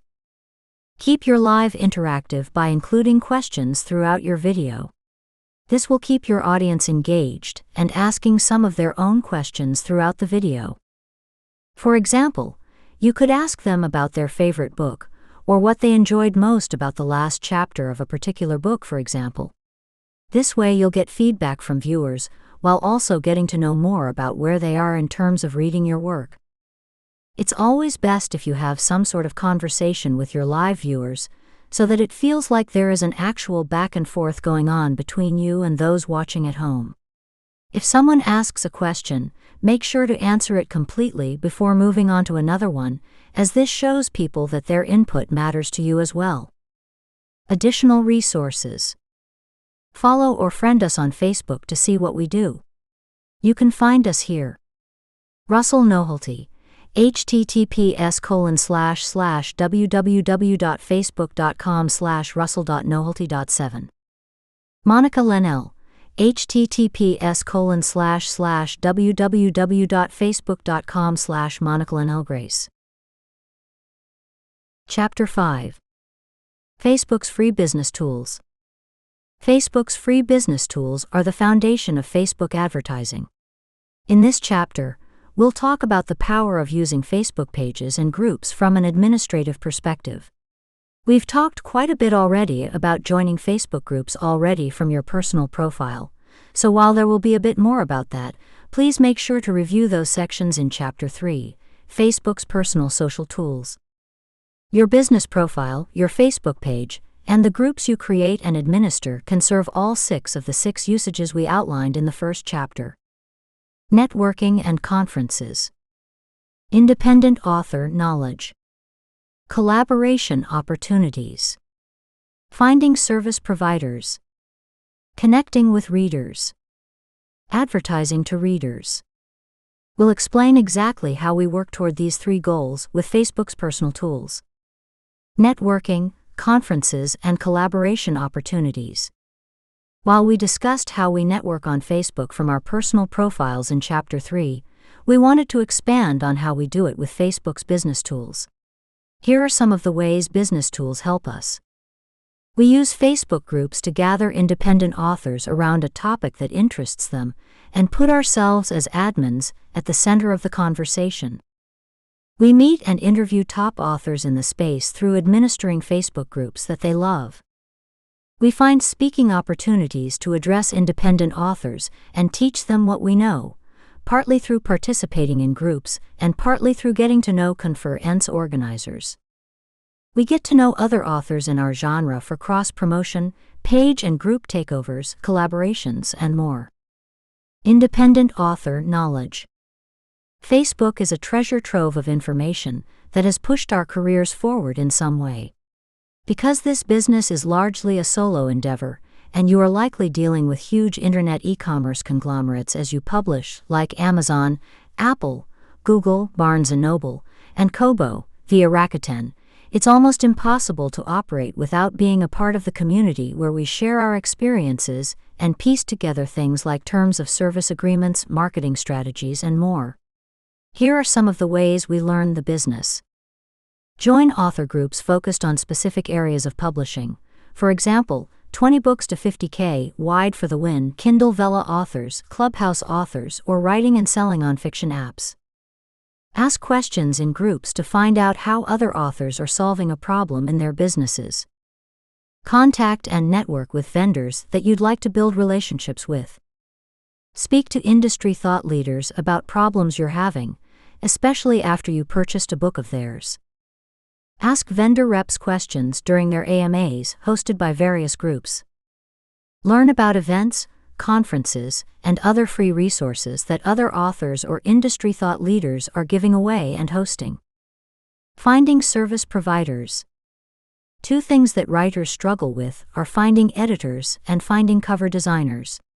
These service providers book up quickly and are often major line item expenses on an author's production cost spreadsheet. Facebook makes this easier because service providers have groups that are easier to search than looking for individual websites. Here's what you can find. Authors who recommend their favorite cover designers, who usually have a Facebook group that you can join to find covers. Groups that offer reviews on service providers. Other authors who can suggest a service provider based on your requirements. History of the service provider. Are they a real person? Do they show up consistently? Do they take care of their clients? Connecting with readers. Connecting with readers on pages and groups is not all that different from connecting with them through a personal profile. Still, Facebook would like you to market through their business tools, so here are some of the specific benefits that pages and groups have over a personal profile. Start a group for your readers and fans, and post there regularly so they can keep up with you. Several authors post a few times a day. Start a broader group about a specific genre, like cozy mystery cookbook fans, and share the load with other authors in your genre to help post, promote, and moderate content and discussion. Because you can't have more than one profile, use your Facebook page to follow readers and comment on their posts as your pen name. Because you can't have more than one profile, use your Facebook page stories to do anything you can do from your personal profile through your pen name's Facebook page. Collect readers on your page so you can advertise to them or create a lookalike audience for them and find more readers similar to them.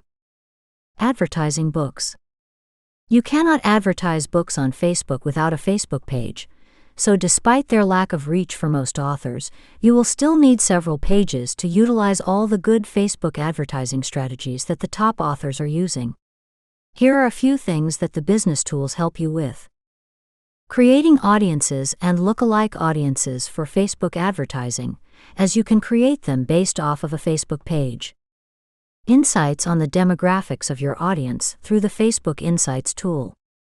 Ability to schedule posts through the Facebook Creator Studio tool. Option to check out how other pages are advertising through the Facebook Ad Library tool. A place to test advertising through boosted posts to find messages that resonate. Create a public-facing entity for advertising, like a general Facebook page called Sci-Fi Fantasy Romance Lovers, that you can now advertise from to make it look like a third party is endorsing or recommending the book. Additional resources. We find groups to be one of the best places to find most of the things you need to have a good author career. We've shared several of our favorite groups already, but here are a few Facebook groups that could be helpful to you. Book Cover Design Marketplace. Find designers, covers, and stock art here. https://www.facebook.com/group/12531105513825543. Cover Designer Review Group, published authors only. Find reviews on cover designers here. https://www.facebook.com/group/574540393460816. If you want a full list of useful Facebook groups and other resources, please download our master list of useful Facebook links for authors freebie here. theworldneedsyourbook.com/facebook-authors-masterlist. Chapter 6. Facebook Pages and Groups. There are so many Facebook business tools that we could talk about throughout this book, but we wanted to keep it simple and focus on the two biggest opportunities to promote your books on Facebook: pages and groups. We will be upfront with you. Yes, reach has dropped across both of these opportunities over the past several years, and it may keep dropping.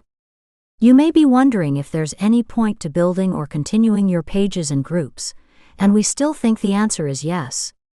We will explain the whys and hows in this chapter. Facebook pages. Facebook pages have a very bad rap when it comes to reach, visibility, and free marketing.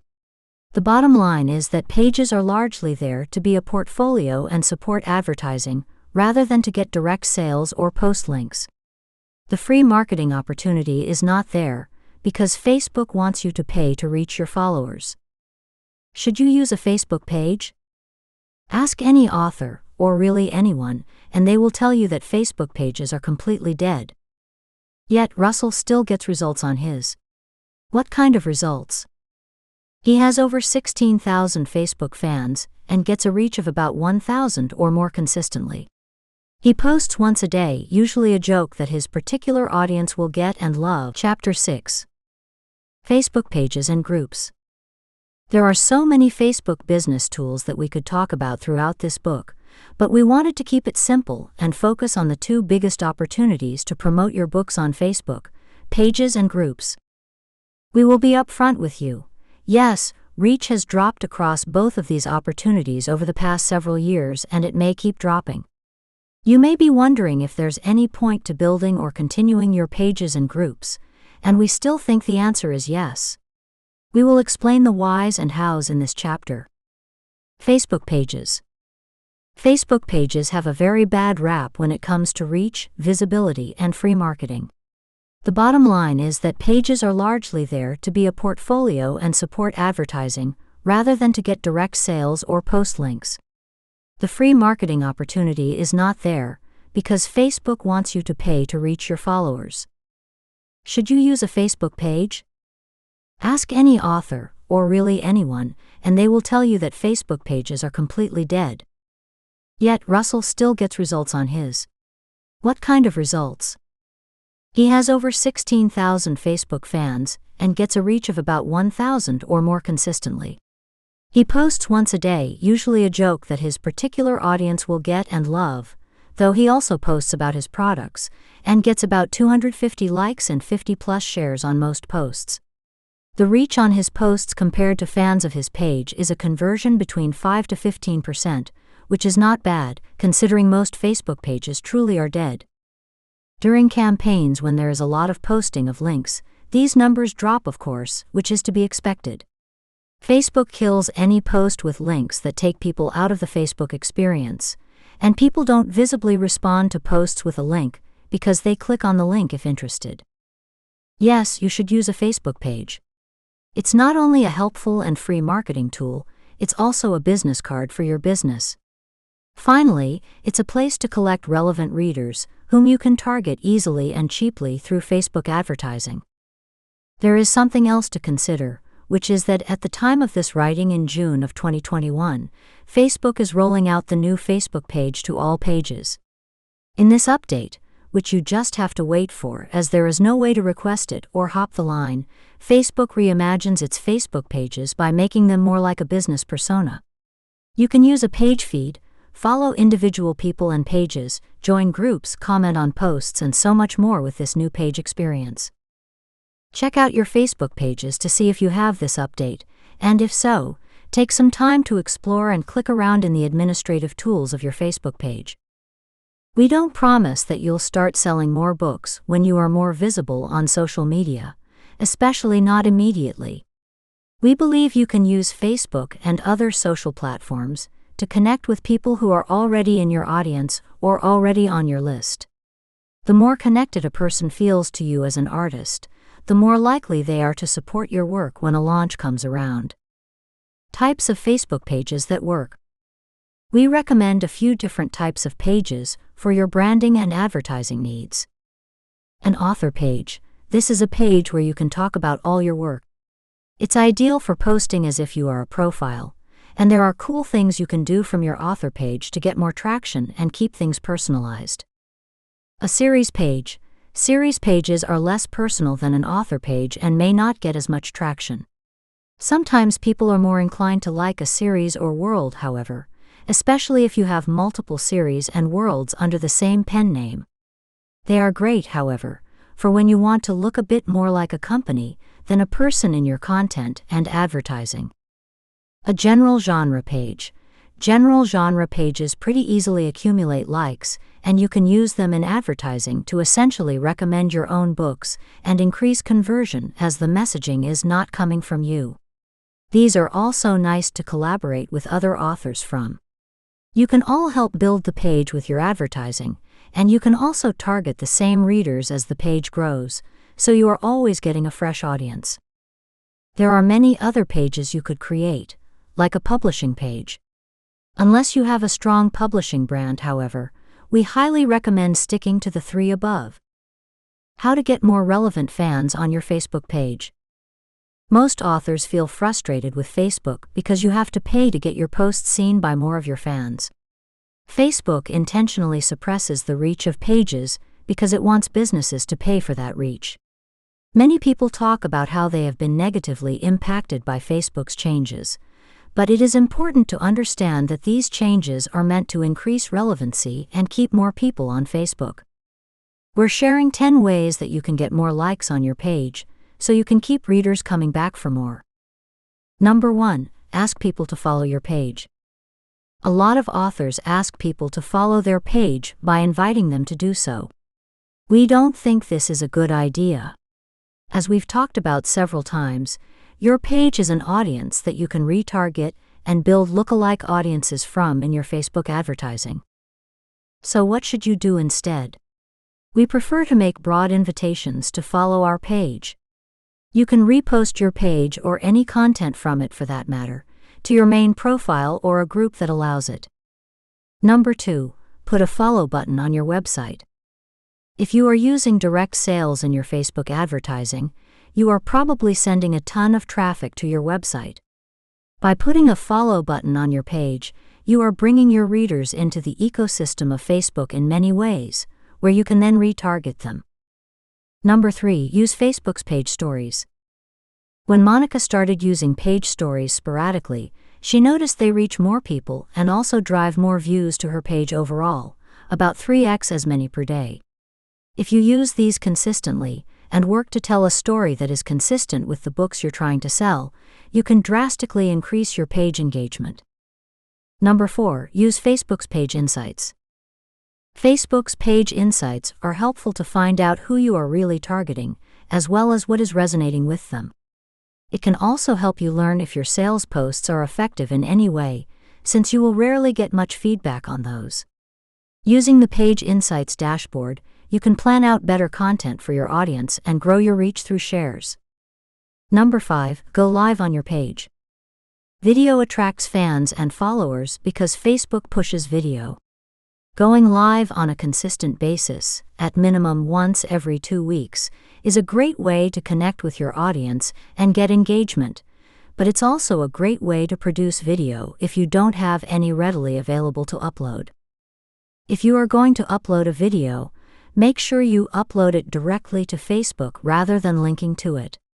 Your video will do small wonders in the background, as Facebook will keep pushing it for months and years to come. If you have a small Facebook page, you'll notice a discernible difference right away.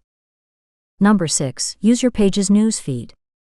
You can also use your page to join groups and interact with individual profiles and other pages that you must follow from your page in both cases, which is nice if you want to have a Facebook page for your pen name where you interact with readers, along with using your regular profile to interact with authors. This is probably a very slow way to build your page likes and audience, but there are other benefits that make it impossible to leave off the list. Number 7, get people to follow your page from other places in your author platform. One of our key goals in using any social media is to get somebody to follow us in as many places as possible. Each touch point is valuable, and every time they opt in to hear from me, they are buying into my brand. Buy-in does not necessarily mean buying a product. It means they have built trust in your brand and are much more likely to buy from you in the future. Buy-in now means buying from you later. If you're looking for your best buyers, they will likely be the ones who follow you everywhere and join every promotion you offer. When you have that kind of buy-in from customers, you are more likely to sell more to them later. So send that email, post on Twitter and Instagram, and make it so that people can't escape you because you are just everywhere right now. Number 8, run Facebook ads. One of the best ways to build your Facebook page is to run a lot of Facebook ads. Likes are a natural overflow of advertising. Nothing much more to say here, it works. Number 9, create retargeting and lookalike audiences. You can use your page to find similar audiences, and you should. Your Facebook pixel helps you retarget website visitors, and you definitely want a second chance to get those visitors to join your email list or like your page. In both cases, you'll be able to target and reach them much more easily in the future. Lookalike audiences help you find more people similar to who already likes you. This can help you scale quickly. Number 10. Create a shop. Facebook recently rolled out Facebook Shops, which integrate with many of the ways I've already mentioned. With a shop, you can add products to your store, and then easily share them to your Facebook stories or to your advertising. Facebook groups. Facebook groups tend to get more engagement than pages in 2021 because they are community-based, allow members to start conversations, and allow people to network. A Facebook page is much more like a megaphone with its one-to-many interactions, while a group is much more like a party with its many-to-many actions. That said, Facebook groups require consistent posting, more attention to engagement, and if you can get your group to take off, more moderation. Should you use a Facebook group? When people ask us if they should use Facebook groups or pages, we direct them to the concept of reach. Russell's reader group has 4,000 plus members, while his Facebook page has 16,000 plus likes. The reader group is only 25% of the Facebook page in audience size. Yet when posting the same exact content to both the page and the group has triple the comments and almost 5x the engagement over the Facebook page. This is pretty consistent across posts we've tried at different times in the day too. If you are getting terrible engagement on your page, try to curate a group that will be filled with highly engaged people. There are plenty of ways to do that, none of which involve adding people to Facebook groups without their permission or knowledge. If you are doing that, then you are bound to have a terrible, low engagement group, because you haven't curated the members for engagement. If you can curate a good group, you'll get far more engagement than if you just have a page with the same amount of effort. Types of groups that work. Just as author, series, and genre pages work for authors, so too do groups that are centered on the same type of content and audience. In this section, we want to introduce two additional groups that tend to also work well for groups. An industry group. One of the best ways to expand your network in your industry is to volunteer as an organization leader. These opportunities are easy to come by and don't usually take up that much time. There are also tons of rewards beyond networking with other authors. These include networking and getting to know vendors, getting industry reps, and more. Monica recently started a group called Clubhouse Authors, and although it has under 1,000 members, she has gotten to know 2 authors who have sold over 20+ million books each. Russell has seen similar results in the comic space. A shared group. A shared group can be a genre group that you run with other authors, but we've also been a part of a few shared groups that were event-based. For example, we were launching an anthology together. The nice thing about these groups is that you can create them around a theme, and you have a set time period where you are trying to generate a ton of activity at once. Afterward, you can direct readers back to your personal groups, or continue the group as a genre group. Participating in shared efforts grows your audience in general, but attached a shared Facebook group to the shared effort will help you each grow your individual Facebook groups too. How to get relevant fans into and engaging with your Facebook group. Sometimes posting to a Facebook group can be daunting, especially when the group is small or when people are not engaging with your posts. You may find it hard to keep attempting to build, but truthfully, you only need to get enough engaged people into your group to get them to start talking to each other and generating user content. We're sharing 14 ways to get more readers into your group, so that you can engage and connect with them. Number 1. Be an ongoing resource. People join groups for all sorts of reasons, but they continue to engage in a group because it's become useful to them in some way. The most active groups are a destination for their users. That's why we recommend starting with a really solid genre group if you don't have much of a readership or presence online. Instead of making a website or Facebook group based on you, make it around the type of fan you want to attract. For example, Russell has a Facebook group called Authors and Creators Making Money Selling Books, which grew from 0 to over 2,000 members in 2017, and which made him over $40,000 in 2018 alone. The goal of the group is to help creators make more money selling books. It just so happened that Russell's services also help creators sell more books, which means the goals of his business were congruent with the goals of the group, which was not an accident. You can still join his group today. Monica has created several reader groups over the years that are focused on genre, like her group Discover Young Adult Books. When somebody feels a value add to their lives, they form a connection with the post and are more likely to like, comment, or share it. This means you need to find a way to make your group useful to others. Perhaps it's the best place on the web for members to find new releases in their genre. Or perhaps you read books together every week. You are on the right track if somebody is saying, "Wow, this is me. 10 out of 10. I really needed to hear this today. This is exactly how I feel about this." There are 2 newer tools in 2021 that can help you create content for your group. Guides. This gives you the ability to create courses from various posts, so you can organize resources for your genre this way. Rooms. This gives you the ability to get on a Clubhouse-like audio call with members of your group that you can then record and post for the whole group and anyone who missed it. If you enjoy audio, it's almost like recording an interactive podcast with your audience. Number 2, post regularly and mix it up. You're probably not surprised to hear that posting consistently to your group is key. Some authors post 3 to 4 times a day in their group about random stuff that semi-relates to their books, along with behind the scenes of what they are doing or writing. You can decide how often you want to post, but in general we think that once a day is going to get you really strong results over time, at least until your group gets going with user-generated content. As you post, change your image and message with nearly every single post. This is so important.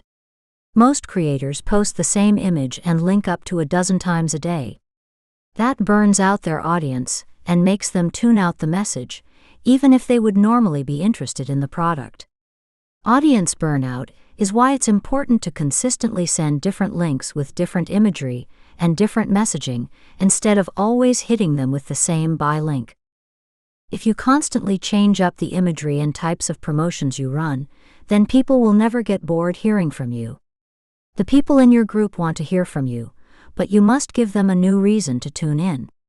And people generally need to hear your messaging 10 different ways before they buy. Number 3, keep engagement on one message to one post. There is one more reason why it's important not to make multiple posts about the same topic. You are breaking up your engagement among multiple posts, and the algorithm uses engagement to judge how widely to disseminate your posts. If you make the same post 3 times and each one gets 3 reactions, that is significantly worse than one post with 9 reactions. One post with better engagement will be seen by more people than 3 different posts with meager engagement. Number 4, respond to comments and other posts. After you create a post, dedicate an hour to answering questions and responding to everybody who comments. That first hour is critical to the success of your post. If you let those comments linger, you will get significantly less engagement than if you answered them all immediately. And since Facebook is using that initial engagement to judge how many more people will see your post, it's even more important to reply immediately. If you want to improve your engagement, ask follow-up questions to people who have commented on your post to get them to reply to those comments with more information. Those long reply threads are gold for Facebook's algorithm. When you are done answering all the initial messages for your post, let the post sit for several hours to gather more comments. You can respond sporadically, but don't feel the need to comment constantly after that first hour. However, it is important that you come back every 6 to 8 hours to answer all lingering comments again. This will re-engage the algorithm and tell it to show your post to new people, or re-show it to old people who did not comment. People who already commented will also get a notification in their newsfeed to tell them that the conversation is continuing on your post and give them a reason to re-engage, thus pushing your post to even more users. Number 5, ask questions. In our Facebook groups, we are always asking questions and getting massive engagement. This shows Facebook that the group is full of highly engaged members. Additionally, it brings people back into the group and makes sure they are ready when we drop marketing material. You want to boost your audience's engagement with the group before you offer them relevant marketing and sales content to engage with. Number 6. Tame member-generated content. The thing that gets people to disengage with a group the most is when the content becomes less relevant to them.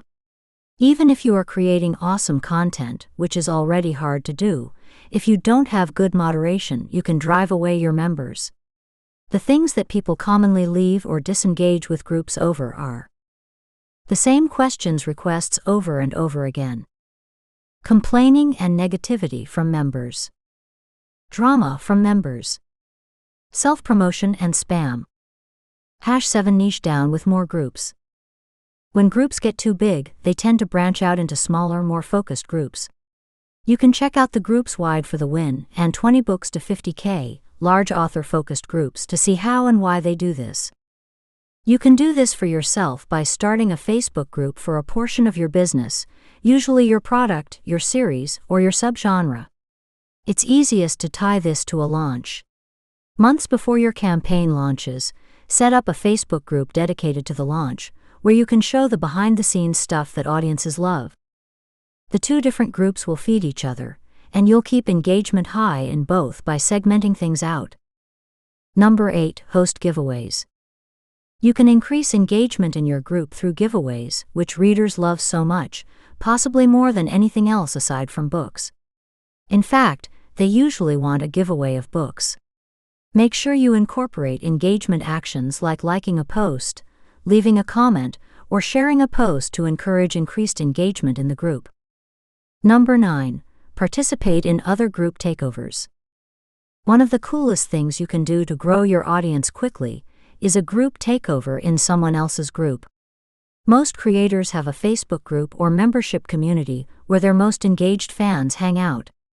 While you are connecting with creators, you can ask them about taking over their group, or their page if they don't have a group, and doing an AMA, Ask Me Anything, or posting special sneak peeks of your work to the group.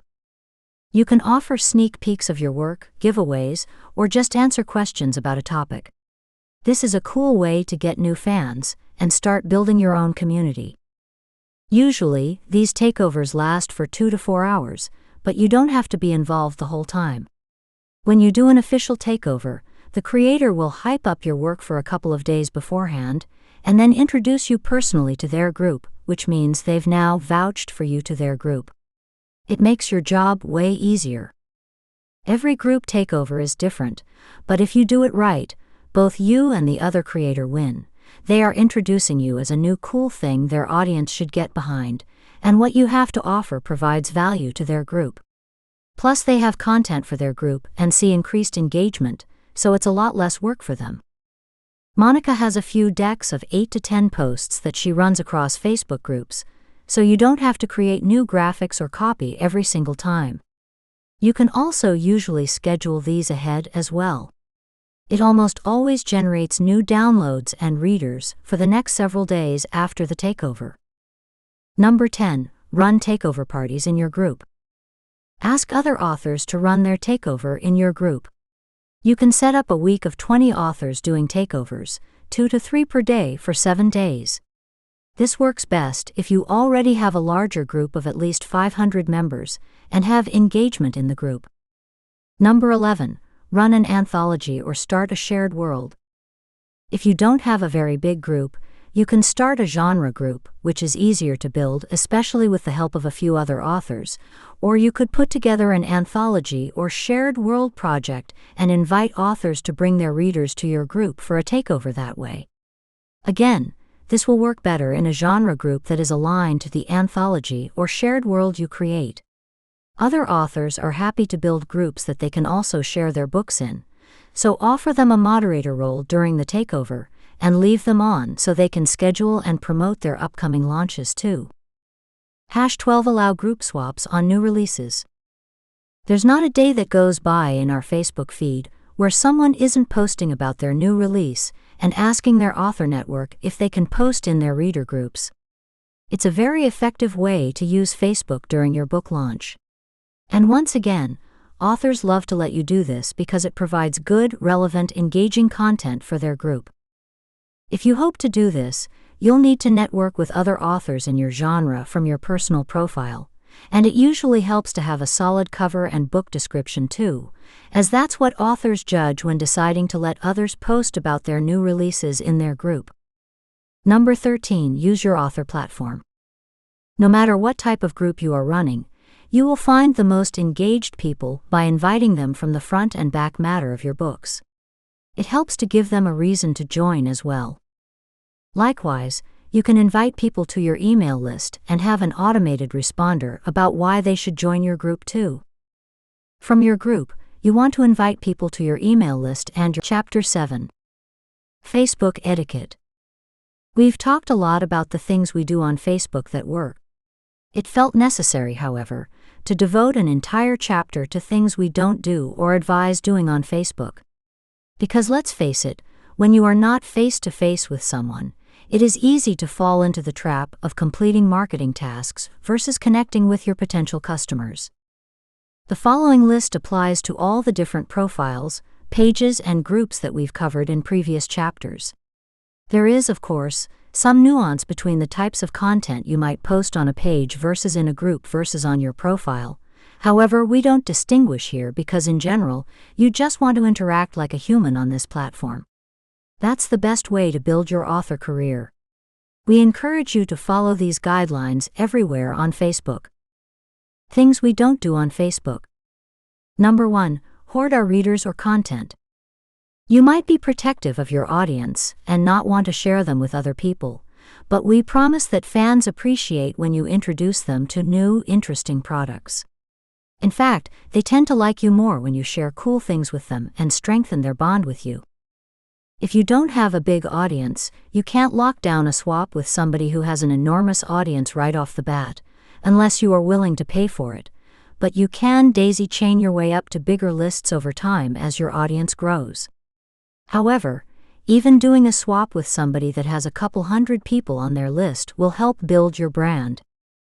If you implement the other strategies mentioned above, along with seeking out newsletter swaps, you can start arranging bigger and more powerful swaps with more influential lists as your audience grows. Additionally, there are things you can do to make newsletter swaps more appealing to bigger and more influential lists. For instance, a creator is more likely to share a giveaway or a free offer than they are a paid offer. BC, they are always looking for ways to provide value for their audience, and sharing free things is a powerful way to show your audience that you are looking out for them. Offering a giveaway, then, is the best way to get shared on bigger lists, because it's not about your book, but about a brand that will connect with their audience. You don't have to offer a huge package with these swaps either. It might be a $25 Amazon gift card, some simple merchandise, or a product much cheaper than the $250 prize packages we talked about earlier. If you don't care about newsletters, you can also use this strategy to grow a social media profile.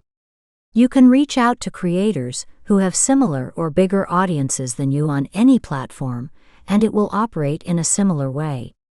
Just know that most creators you reach out to will ignore you, but a few will say yes. If you ask enough, you can create a lot of buzz with a small group of influencers who can help you build your audience. Expect to send out 10 messages for every response, and that response won't always be a yes. Number 2. Message people en masse. We don't do messenger or chatbot marketing at all. We ultimately want to build a relationship with all of our friends and followers, and that requires a lighter touch, especially if we don't know each other well. It's far easier to comment on someone's open posts to build relationships with them. Do this consistently when you are actually resonating and connecting with what that person is sharing. This way, they get to know and recognize you and your name, and then when you reach out personally, it's a much smoother interaction. If you are going to reach out to people individually, make sure you have a specific request and stay detached to their response. Not everyone uses Facebook Messenger on a regular basis. Finally, if you're hoping to set up a chatbot, Independent author Cecilia Mecca has a course on chatbots that may be useful to you. There are lots of applications as a fiction author, from offering support to creating an exclusive story that readers can only get through your Facebook profile. Number 3. Ask or invite everyone to like our pages. Don't invite everybody to like your social media page. Social media platforms only share your posts and other content with a small subset of your total followers. That means it's critically important to make sure those followers actually like your stuff. We get dozens of requests every week to like people's fan pages, and we don't do it. It's not because we don't like the creators behind them, but because we're not super interested in their product. It would be a disservice to their brand if we liked their pages. For example, if we are in that small subset that gets fed one of their posts, we wouldn't click on it. Then the algorithm will think their post isn't relevant and kill it. Worse yet, if a post is boosted to us, we won't buy, and then it will be wasted money. This is one of the main reasons creators think their accounts are dead. They aren't dead. Creators have just filled them with people who don't care about their product and have no interest in engaging with their brand. These are nothing but vanity likes. We've all been guilty of this at one point or another, but they are killing your brand. The same goes for anything else on Facebook. For example, you should focus on building a group filled with people that have similar interests, not one that has thousands of people in it. If you do that, then you will get great engagement and the algorithm will show you to more people, naturally boosting your engagement. Number 4. Pod up to get engagement. One thing that is very popular with creators these days is to form social media pods. Pods are a way for groups of creators to band together to like, share, and comment on posts within the first hour of it going live. A pod is usually a Facebook group chat, though it can be anything with group chat functionality, where people will share their new post.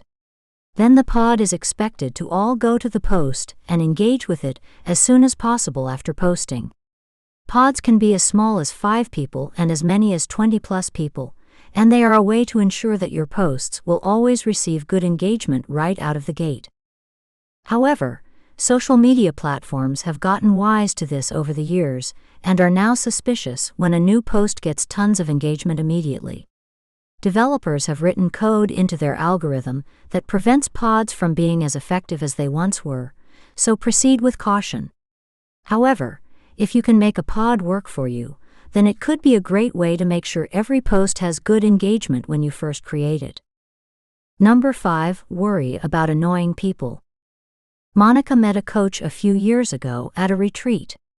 This coach posts about her business 3 to 5 times a day on Facebook, not including her groups, that's extra, and sends an email to her newsletter every single day, sometimes multiple times a day. At first, Monica barely noticed this woman's messaging. Then she got curious. Was it actually working? The same coach hid over $500,000 in what was basically her first full year in business.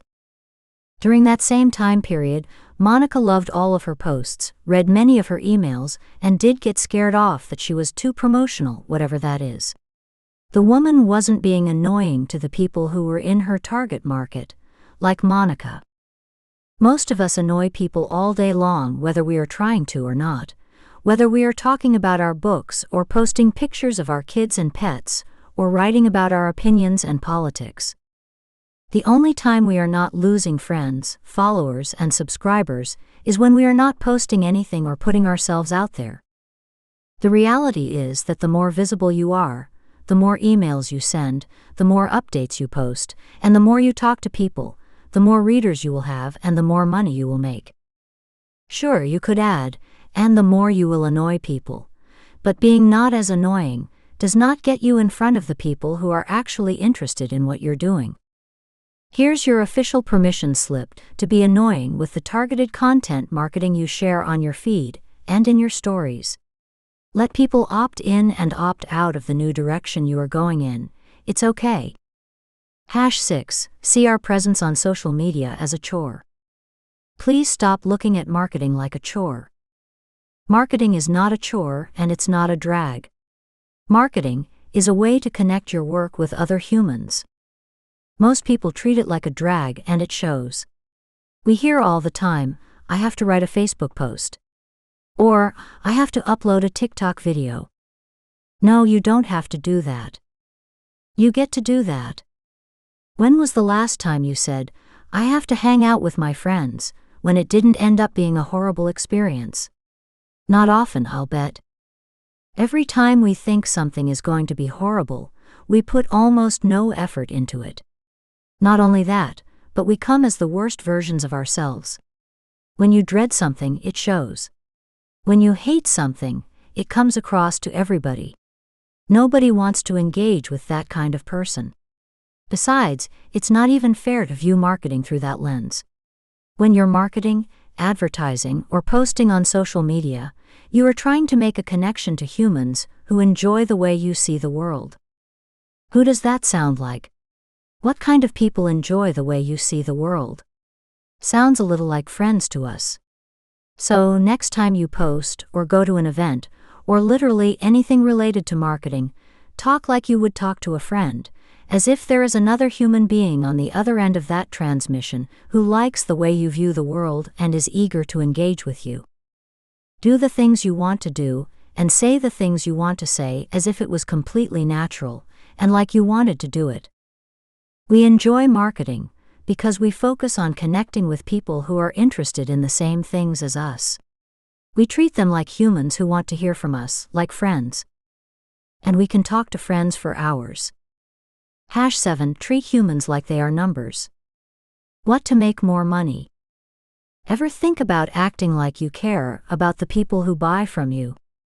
It's a radical idea, but people enjoy being treated like humans and not walking wallets.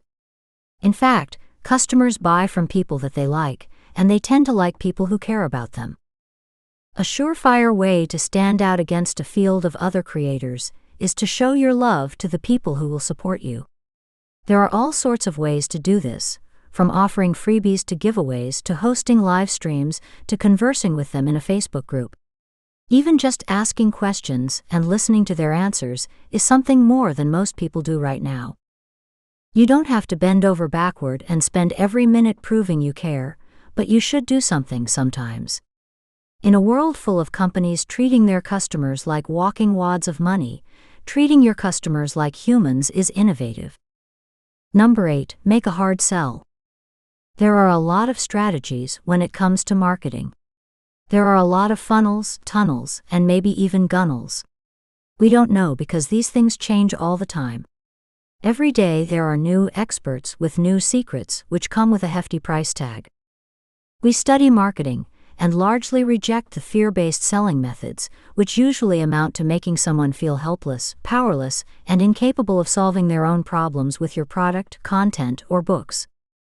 Instead, Russell uses what he calls the good human strategy, and it is the basis for everything he does. Warning: while it does work, it takes much longer to work than other fear-based strategies. There is nothing more compelling than fear when it comes to selling things. But selling this way feels bad. We both leave a lot of money on the table doing sales a different way, but we usually don't have trouble sleeping at night.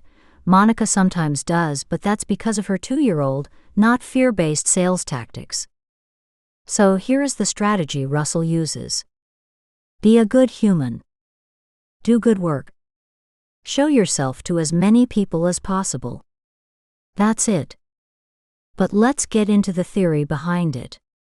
One of the most important things Russell ever learned while building his career is called the attractive character.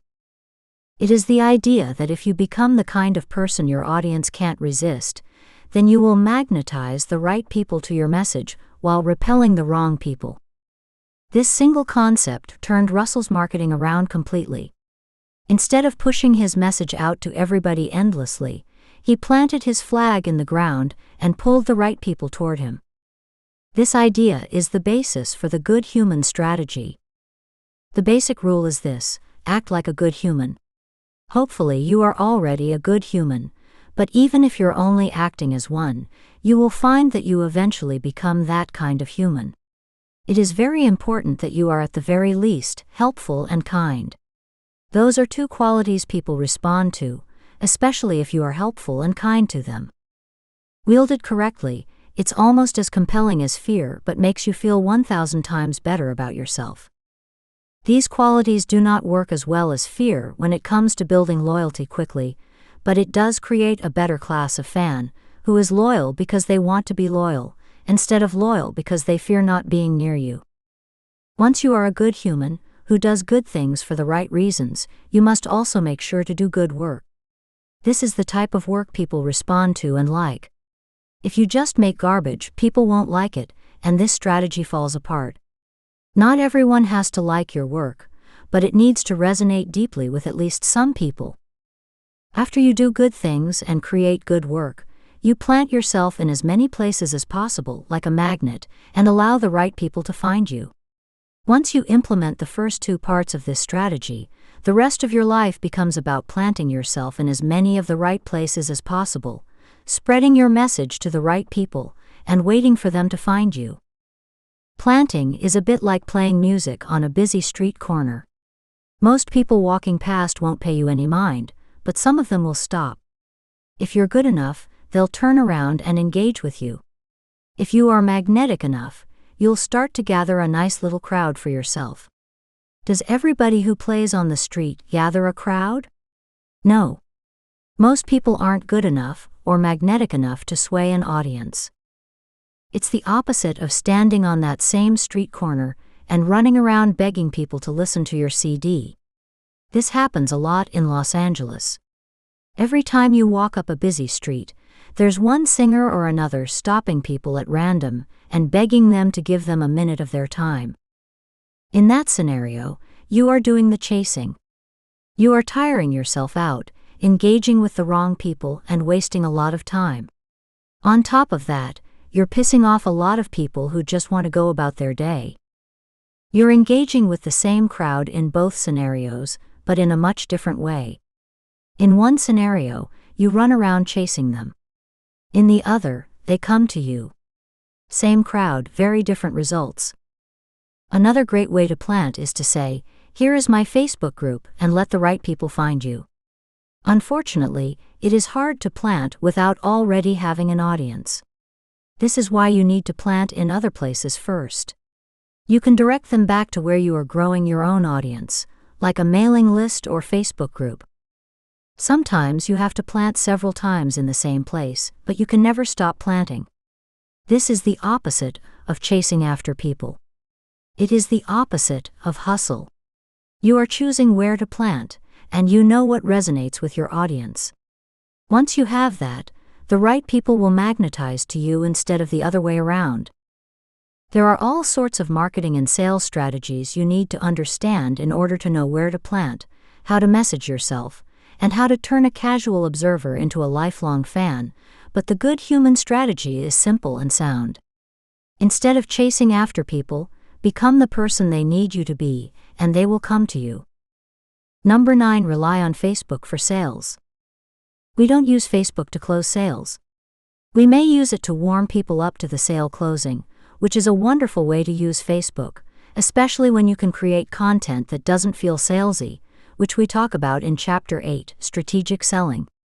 But we don't try to close sales from Facebook, because it's not always the best place to get people to make a purchase. Most of our sales come from our email list. We use Facebook to connect with people and bring them to our groups, pages, advertising, friends list, and more, so we can eventually get them on our email list. Every time we do the numbers and compare social media to email, our mailing lists blow everything else out of the water, especially for sales-related posts. For example, when Russell posted one of his resent mailing list emails on social media, he found that 3,400 people read the email, 190 clicked, and 25 people replied engaged. Fewer than 1,000 saw the Facebook posts, 3 total posts with a combined 20,000 connection, and fewer than 20 engaged in any way, click, comment. The numbers don't lie. Email is far more effective for us and for most authors we know. Don't rely on Facebook for sales. Rely on Facebook to help you build your email list consistently. Additional resources. Russell has an awesome course, build a rabid fanbase, which goes over how to get people from Facebook to your email list to buyers. https://wannabepress.teachable.com/p/build-a-rabid-fanbase. If you are looking for ways to build your email list creatively, check out Monica's book, Recruit Your Readers, Get More Readers on Your Email List Easily, Efficiently, and Ethically, The Productive Novelist #10. Chapter 8. Strategic Selling on Facebook. In Chapter 3, we shared numerous journaling questions to help you decide how to use your personal social tools, how to brand yourself, and how to build your business with Facebook. This chapter takes that a step further, so you are not just creating random content on Facebook, but actually using Facebook to subtly sell who you are, what you do, and what you have to buy. For this, we offer Monica's 10 Stages of Audience Framework. We've excerpted the details of this framework from her book, Get Your Book Selling, Jumpstart Your Book Sales Without Launching, Scheming, or Hacking, The Productive Novelist #9. This is told from her perspective, and she is the I in this particular chapter. You can use the 10 stages of audience to come up with content ideas for your posts, videos, lives, Santo Rise, and advertising on Facebook. The 10 stages of audience. The idea behind the 10 stages of audience is simple. You have 10 stages, and portions of your potential audience are at each of the 10. Your job is to move your potential audience through the stages. All you have to do is build a bridge from one stage to another. Here are the 10 stages. Stage 1. Target audience, someone who hasn't heard of me but has read books similar to mine. Stage 2. Lead, someone who has heard of me, reads books like mine but isn't actively considering purchasing my book. Stage 3. Prospective reader, someone who reads books like mine and is actively seeking out more information about my books, like going to a product page or reading my blog. Stage 4. Trial reader, someone who had downloaded sample chapters of my book or a full book if it's at the beginning of a fiction series and is considering purchasing. Stage 5. Prospective customer, someone who has read my product page and encountered a buying decision, either saying yes or no to purchasing. Stage 6. Customer, someone who purchased my book, doesn't mean they read it though. Stage 7. Reader, someone who has read at least one of my books in full. Stage 8. Fan, someone who buys more of my stuff, a repeat customer. Stage 9. True fan, someone who will buy everything I create just to support me. Stage 10. Evangelist, someone who shares my work with others and recruits new readers to me audience. Your audience will experience these stages in order. If you have gaps or conversion issues between any of these stages, you'll see that customers drop out along the path. To avoid that, you must create bridges between each of the stages. The bridges are your marketing and sales materials. This framework is going to help you identify where you have marketing and sales materials in place to move a person to the next stage. It will also help you identify where you don't have marketing and sales materials, or where your marketing and sales materials need improvement. The 10 stages of audience is your sales funnel. You may have heard of a sales funnel before, but considered it a confusing or tedious marketing strategy to get into place. Your 10 stages of audience sales funnel is like your dance card. Again, all you have to do is fill in all the spots, and when all the spots are filled, your book will be selling.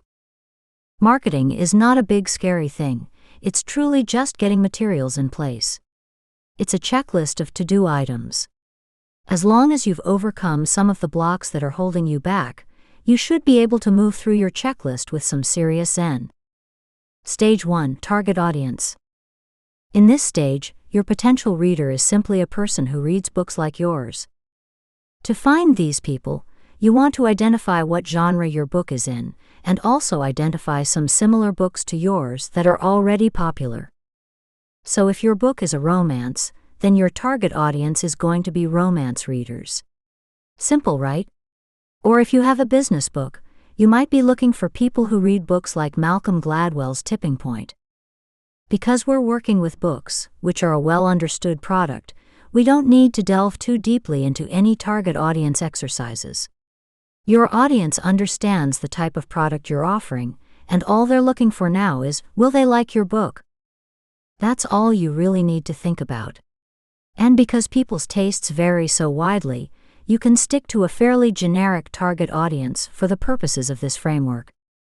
You need 2 types of marketing support at this stage. To identify your target audience. Identify your genre, or people who read books that are similar to yours. No matter what genre you're in, I believe you should be able to think of at least 3 to 5 fairly popular books that are like yours. If you struggle with this, think about the types of books you like to read, since those are the ones that probably inspired you to write your book in the first place.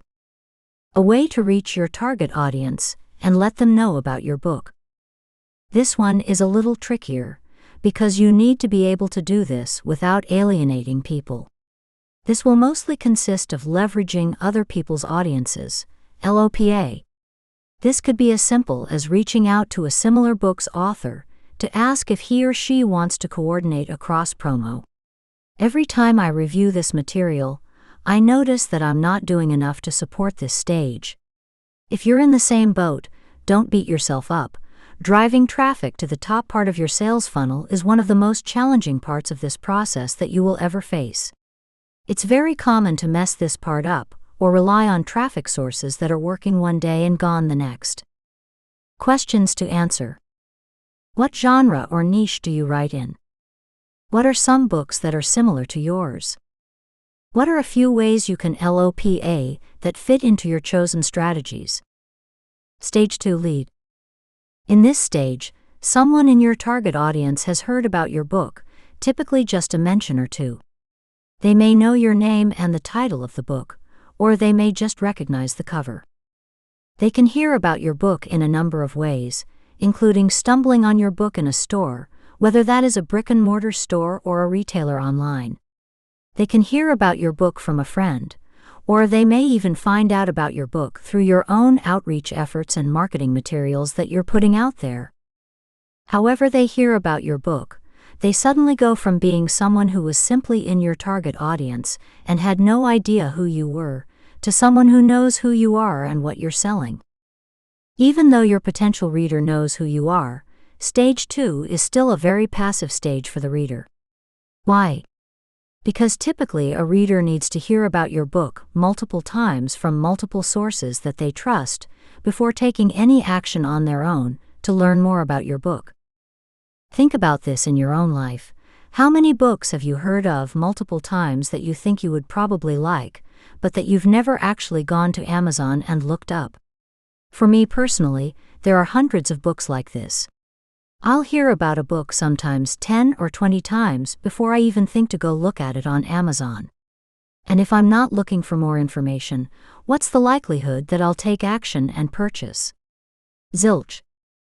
This doesn't mean that I'm not interested, it doesn't mean that the books aren't good, and it doesn't mean that I wouldn't absolutely love these books once I got my hands on them. It just means that finding this book at this time in my life is not high on my priority list.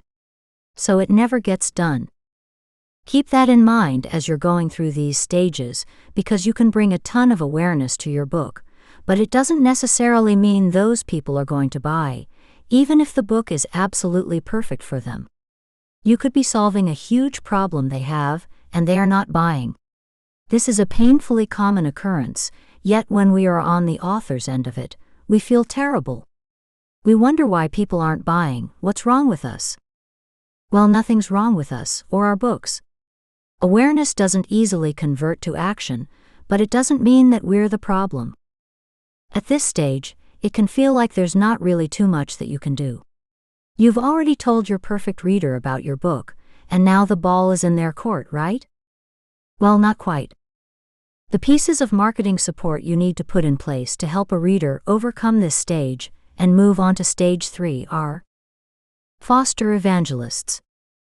We'll talk about these readers later in this section, but for now know that once a reader hits Stage 10, they can and will tell other potential readers about your book.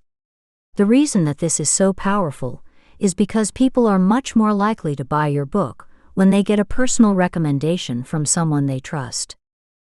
Another reason is because books suffer from what is known in the business world as the network effect. The network effect is the idea that something is significantly more valuable when more people are using it. This pops up all over the communications industry.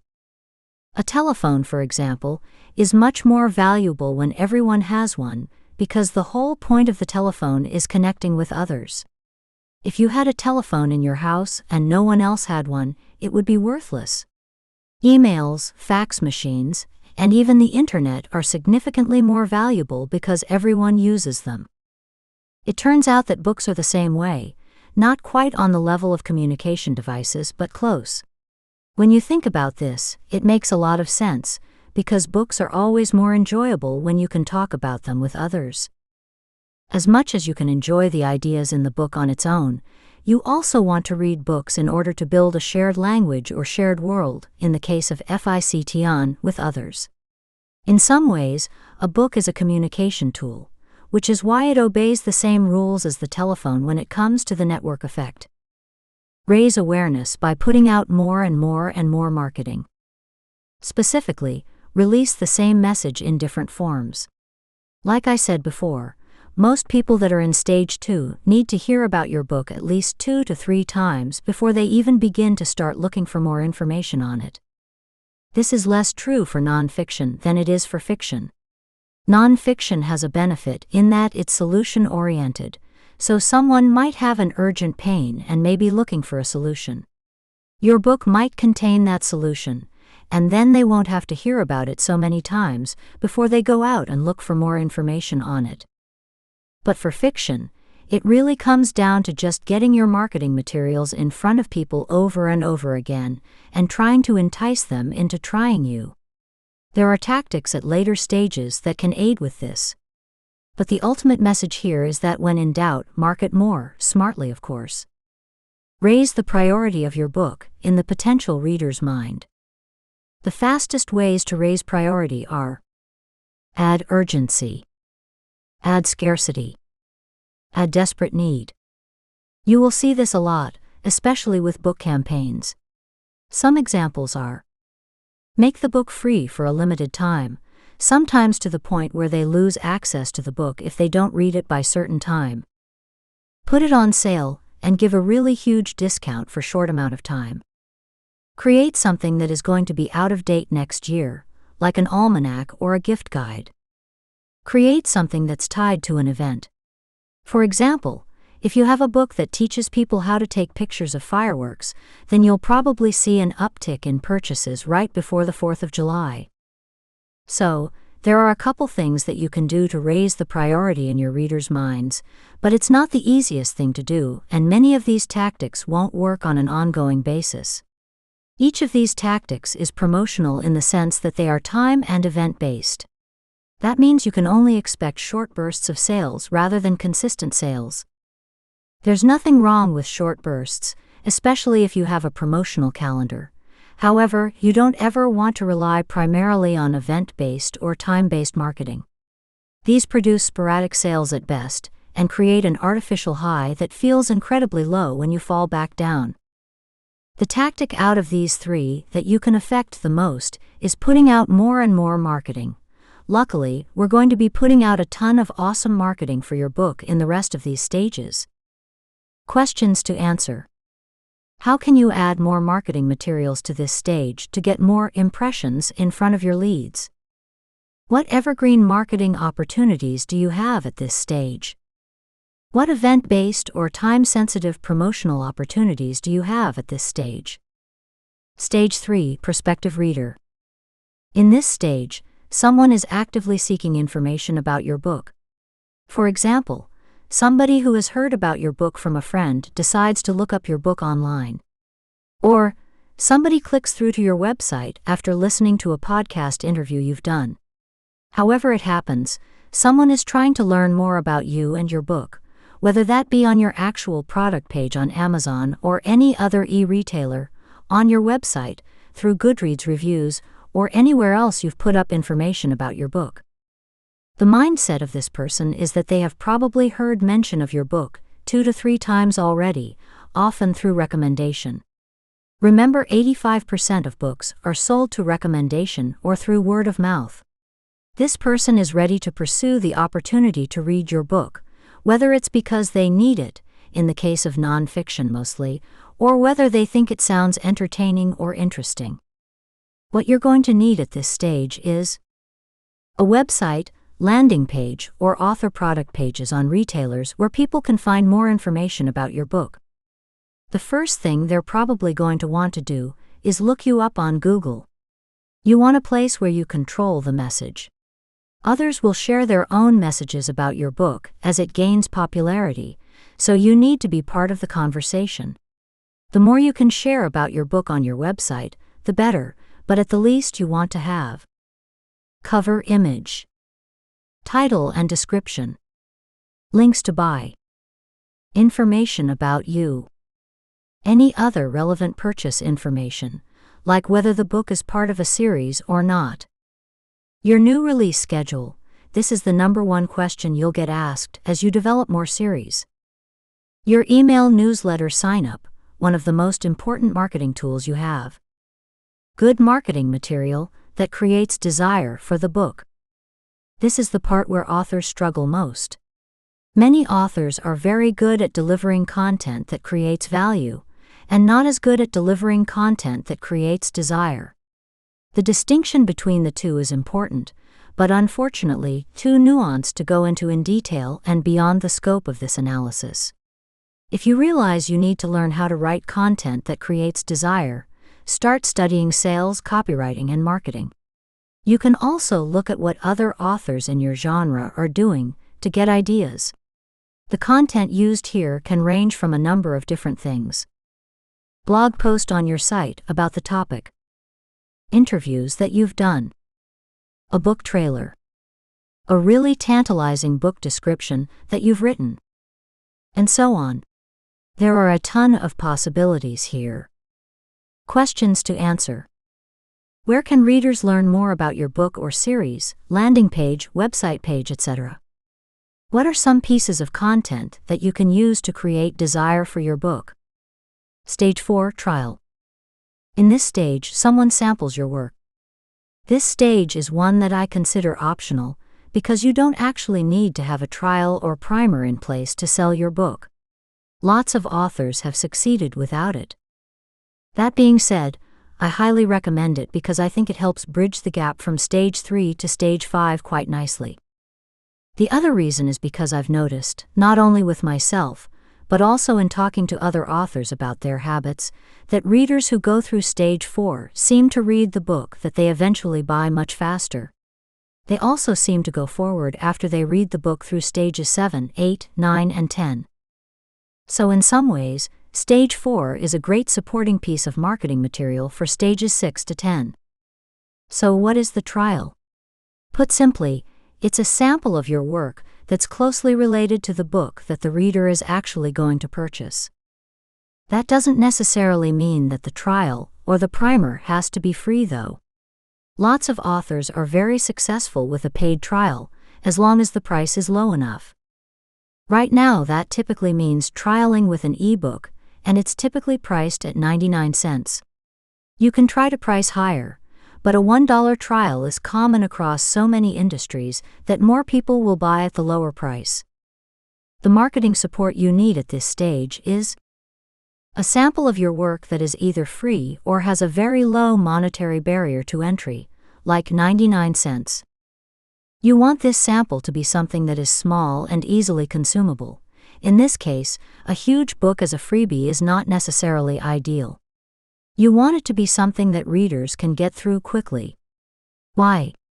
Because if they don't finish your trial, they won't buy your book. Something complete that produces a desired result or ends with open questions for fiction. At the same time, you don't want to give someone one scene and call it a day. Yes, that's small and easily consumable, but it's probably not enough to get someone hooked on your fiction. Give them a full story that they can continue if they are excited enough about the characters and concept. If you're writing nonfiction, the worst thing you can do is say, here's a 10-step framework, buy my book to get steps 4 to 10. If someone can't get a result with just steps 1 to 3, then they aren't going to be very impressed with your framework and won't necessarily want to buy the rest. Think if I had given you just the first 3 steps of this.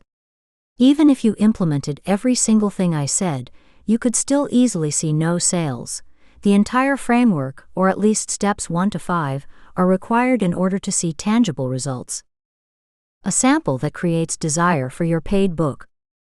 Don't use something tangentially related, but rather something that is closely related. For fiction, this could be something like a short story or a novella-length prequel to the series you're trying to sell, while for a non-fiction book, it may be a bonus audio that is going to create desire. It can be a delicate balance to create both something that produces a result and something that creates desire at the same time. My best advice is to take a small but complete piece of your story or larger idea and make that a sample. Even though your trial or sample is yet another piece of material that you have to create, it doesn't have to be hard work. In fact, you can use a portion of your book just by pulling some of the best chapters in your book and bundling them together. You could also take the same content and put it in a different format, which is one of my favorite ways to create a sample. A great example of this is doing a short audio on one of the chapters in your book, especially if you have a non-fiction book. The reason that this works is because audio is very easily consumable. People listen to audio while they're jogging, while they're driving to work, while they're on the train, while they're waiting in line. And because it's so easily consumable, people are happy to listen to the audio and then go back and buy the same content in a book form, so they can dive deeper into your lessons and insights. Even though it's the same content, you are providing 2 different experiences. This works well with fiction too, though in this case you often need to provide a whole story. I've found that a short story related to the characters creates desire to learn more about them, especially if you can evoke strong emotions in a short amount of text, or leave the story on a cliffhanger or big reveal. I was able to do this with the first book of the Billionaire's Alibi series, which was only 20,000 words, or about 75 pages.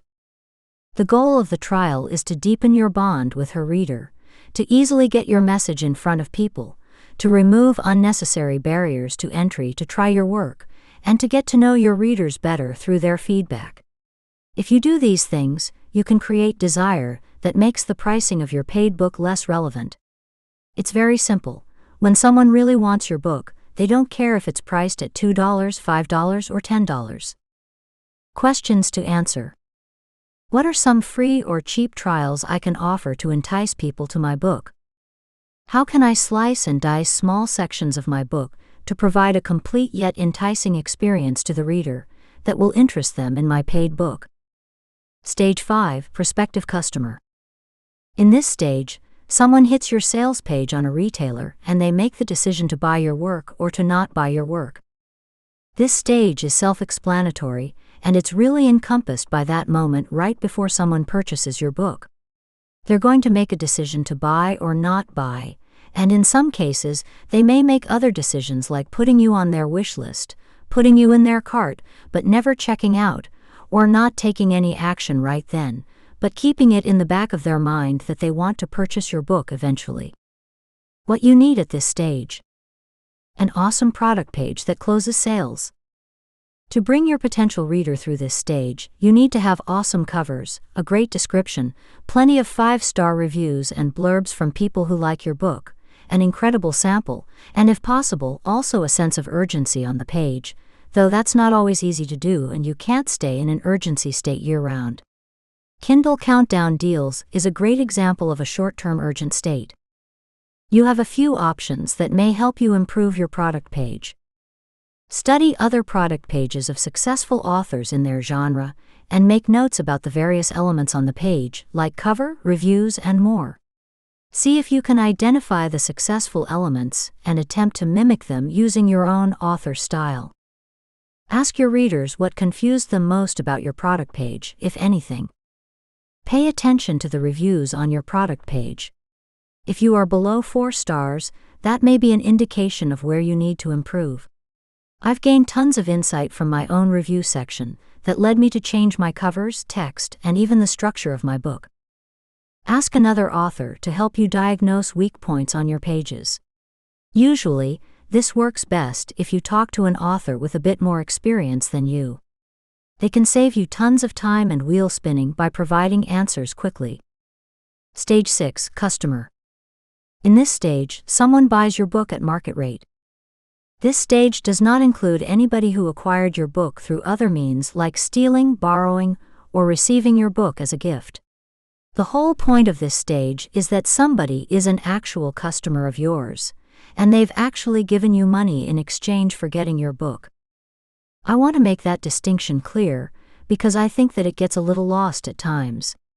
You should value a customer much higher than somebody who has gone through, say, stage 4, where they've just merely sampled your work at a discounted rate. You may be thinking, hey, sales. That was my entire goal. Woohoo! A lot of authors see stage 6 as the end point, but it's truly just the beginning of the back 5 stages. Being a buyer does not make someone a reader. All you have to do to understand this is to look at your own buying habits when it comes to books, television, or movies. If you go through your own archive of media, you can probably find a number of books, DVDs, products, and programs that you've paid for but didn't ever consume. If you can't find anything in that stash, perhaps you have unused gym memberships, past grocery store purchases, rotted fruit and vegetables, clothes in the closet with price tags still on them, and any other bad decision that you've ever made with money. We as humans tend to buy more than we need, especially those of us who live in first world countries. We often buy things that we think we want, and that we never ever use. It's just human nature. So the same thing happens with books. Just because someone bought your book doesn't mean that they ended up reading it, and that, in my opinion, is a huge wasted opportunity. What you need in this stage is for someone to buy your book and open it. That's the entire goal of this stage because you want customers to read your books. A customer will never become a repeat customer unless they read your first book and then take a number of additional actions. We don't want them to buy and promptly forget about you. Questions to answer. How can you remind readers to read your book after purchasing it? Does the content of your book create that wow factor? Stage 7. Reader. In this stage, someone reads your book. It's really that simple. What you need at this stage. To give your reader a reason to complete your book. Again, all you have to do to know that this stage is hard to get through is to look at your past purchases. We all have books that we bought, that we started, that we never finished reading because we lost interest along the way, or it was too difficult to comprehend. And even if someone picks up your books with tons of enthusiasm and dives in right away, you can still lose them. A book is long and a huge time commitment. Calls to action at the end of your book in the back matter. You might have a call to action for reviews, a call to action for email, and/or a call to action to download the bonus resources. You may want a few CTAs to be able to target people in different ways because people respond to different things, or you may have a specific goal in mind based on your strategy. Questions to answer. Are readers completing your book, and if not, what's stopping them? What calls to action can you use in your back matter to bring your customers and consumers of your work back to your email list where you can contact them again? Stage 8. Fan. In this stage, someone who has read your book takes positive action at the end of it. This can be anything, including writing a positive review about your book at a retailer, signing up for your email list, buying a second book, visiting your website and reading some of the articles on it, or grabbing your bonus resources or extra content like deleted scenes, like interviews you've done with experts on the topic of your book, or like other short stories that you've written. What you need at this stage is more content, more books, more bonus resources, more interaction in a Facebook group, whatever you can offer. So they've already read your book, and they've presumably enjoyed the book because they got to the very end, and they didn't quit somewhere in the middle. You want to provide them with even more content that they can access on your website or your email lists so that you can stay in touch with that reader going forward. This is really important because anyone who's become a fan of your book wants to get more from you, and you need to have a great way to communicate with them in the future about things that you're doing next, and other ways that you can help them. Questions to answer. What can you offer to someone who has read your book to keep them engaged and get them to share their contact information with you? What bonus contact or interaction do they respond to? Or do they just want the next book from you? Stage 9. True Fan. In this stage, someone has signed up for your email list or regularly checks your blog or Facebook page or whatever, and they want to buy your next thing no matter what it is. A true fan is what businesses are built upon. It's someone who likes you, someone who tracks your movements online across multiple channels and interacts with you on whatever you're doing next. Your job now is to keep in touch with that person and to continue to provide them value while you're working on your next book. At this stage, the only thing you need to do is nurture that fan. Depending on your chosen strategies, you may want to continue to provide them with additional content that they may be interested in, updates on what you're doing, reminders to take further action that you would like them to take, like buy your next book, sign up for your email list, or share your post, personal stories that help you for connection with the person, new books, products, or services. You can engage your fans in a number of ways. Through personal emails, comments, and forums. By sharing videos and audio, connection deepeners, of yourself talking about the subject of your book, this one or the next one. By posting regular, new content. By writing more books. Questions to answer. What is the path someone takes to move from fan to true fan? What books do they read, in what order? What marketing materials do they consume? Which promotions or marketing efforts do they participate in? Stage 10. Evangelist. In this final stage, someone shares your book with others. This person is telling others about your book at every chance that they get, and is bringing new readers with similar tastes from stage 1, which, if you'll remember, is just being in your target audience and not knowing who you are at all, to stage 2, which is having awareness of you. Evangelists can even potentially bring readers in your target audience to stages 3, 4, and 5, where they seek out information about you and your book and get to the decision-making point. While this is labeled as stage 10, in some ways it's actually stage 1, because it is the beginning of a new cycle of somebody learning more about your book. At this stage, you are going to focus entirely on word of mouth, which means you need to activate your fan base. You can do that through content that is specifically created for sharing purposes, that your evangelist can share with others.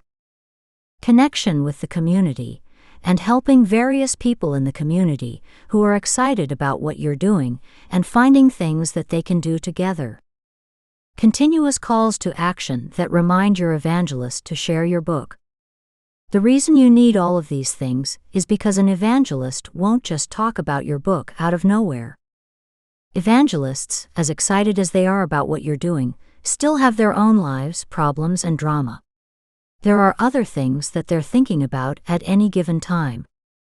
It's very easy to fall off an evangelist's radar, even though they loved your book and they're really excited to tell somebody about it. So what you have to do with activation is you just need to give them a reminder and a reason to talk about your book with others. Questions to answer. How can I activate my evangelists?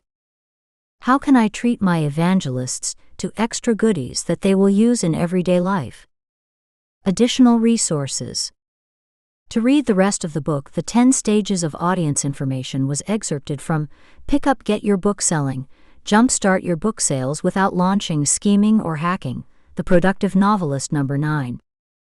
Russell has an awesome course, Build a Rabid Fan Base, which goes over how to get people from Facebook to your email list to buy yours.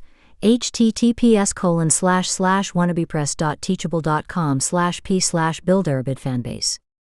If you are looking for ways to build your email list creatively, check out Monica's book, Recruit Your Readers, Get More Readers on Your Email List Easily, Efficiently, and Ethically, The Productive Novelist #10.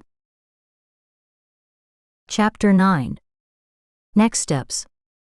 Thank you so much for picking up this book, and learning more about how you as an author can go use Facebook to build your independent author career. We hope we've given you a lot to chew on and shown you why Factbook is valuable for the 6 areas we described in the first chapter. Networking and conferences. Independent author knowledge. Collaboration opportunities. Finding service providers. Connecting with readers. Advertising to readers. What next? Please send your questions and suggestions to Monica's team at team@theworldneedsyourbook.com. We will get your message to the right person. We'd love to help you out. As you build your social media presence on Facebook, we encourage you to consider Facebook advertising too. Our book, Get Your Book Selling with Advanced Facebook Advertising, Book Sales Supercharged number 18, takes you through how we use advertising on Facebook. Kickstart your novel. If you've ever wanted to use Kickstarter to support your author dreams, we offer a ton of freebies and training for Kickstarter at kickstartyournovel.com. The Book Sales Supercharged series. If you want to dig into other platforms that are useful to authors, we encourage you to continue the series. We have co-authored several books together. Get Your Book Selling with Advanced Facebook Advertising, Book Sales Supercharged #18. Get Your Book Selling in Print, Book Sales Supercharged #8. Get Your Book Selling with Cross Promotion, Book Sales Supercharged #11. Get Your Book Selling at Events, Book Sales Supercharged #10. Get Your Book Selling on Kickstarter, Book Sales Supercharged #9. The series is available at all retailers. We are aggressively wide over here, but if you want the best deal, there are also large bundles of the book on the website. To learn more, go to theworldneedsyourbook.com/shop. If you want to just learn more about the series, you can also go to the website, which lists all the books in the series plus links to everywhere they are available to be purchased. To learn more, go to theworldneedsyourbook.com/wide. Russell's training courses and books. Russell has an incredible set of courses at Wannabe Press under the brand The Complete Creative. Some of the courses he teaches include: create profitable Facebook ads, build a rabid fan base, crush it on Kickstarter. You can check out these courses here. wannabepress.teachable.com/ Monica's The Productive Novelist books. In addition to the Book Sales Supercharged series, Monica also has books that are strategy-focused on things like craft, book marketing, and more. The Productive Novelist series is 14 books spanning all topics related to writing, editing, publishing, and marketing your books. There are also several advanced books in this series for those who intend to make writing a career and want to build their businesses for longevity. The content in this series has been tested by thousands of authors when it was originally published as the Growth Hacking for Storytellers series.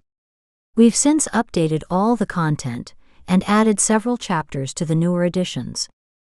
To learn more and see what we have to offer, go to theworldneedsyourbook.com/shop. The Productive Novelist channel, podcast, and blog. Monica shares tons of free content on my YouTube channel, podcast, and blog.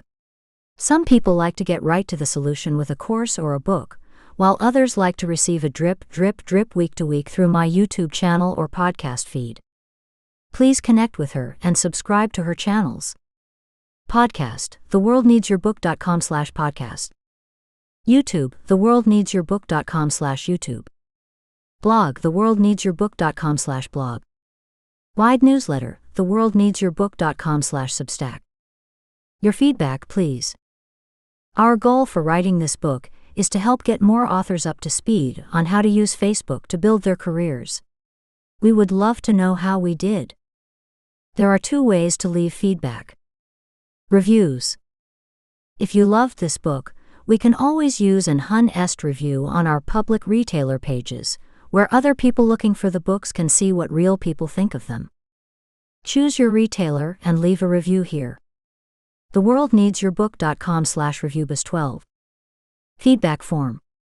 If you have anything you'd like to share privately, please feel free to fill out our feedback form here. The world needs your book.com/feedback. All answers are private, unless you say we can use the responses publicly in our marketing materials. Spread the word. Can you think of 2 people who could use this book in their lives? Perhaps they've just started their author career and don't realize that much of the networking and business information sharing happens on Facebook. Maybe they want to understand how to market their books for free using Facebook. Maybe they are struggling to get their ads to work and need to go back to the basics. If so, we would love it if you could connect them to this book, so they too can learn the ins and outs of using Facebook as a networking and marketing tool for their book businesses. Thanks again for reading. Be the Igniter.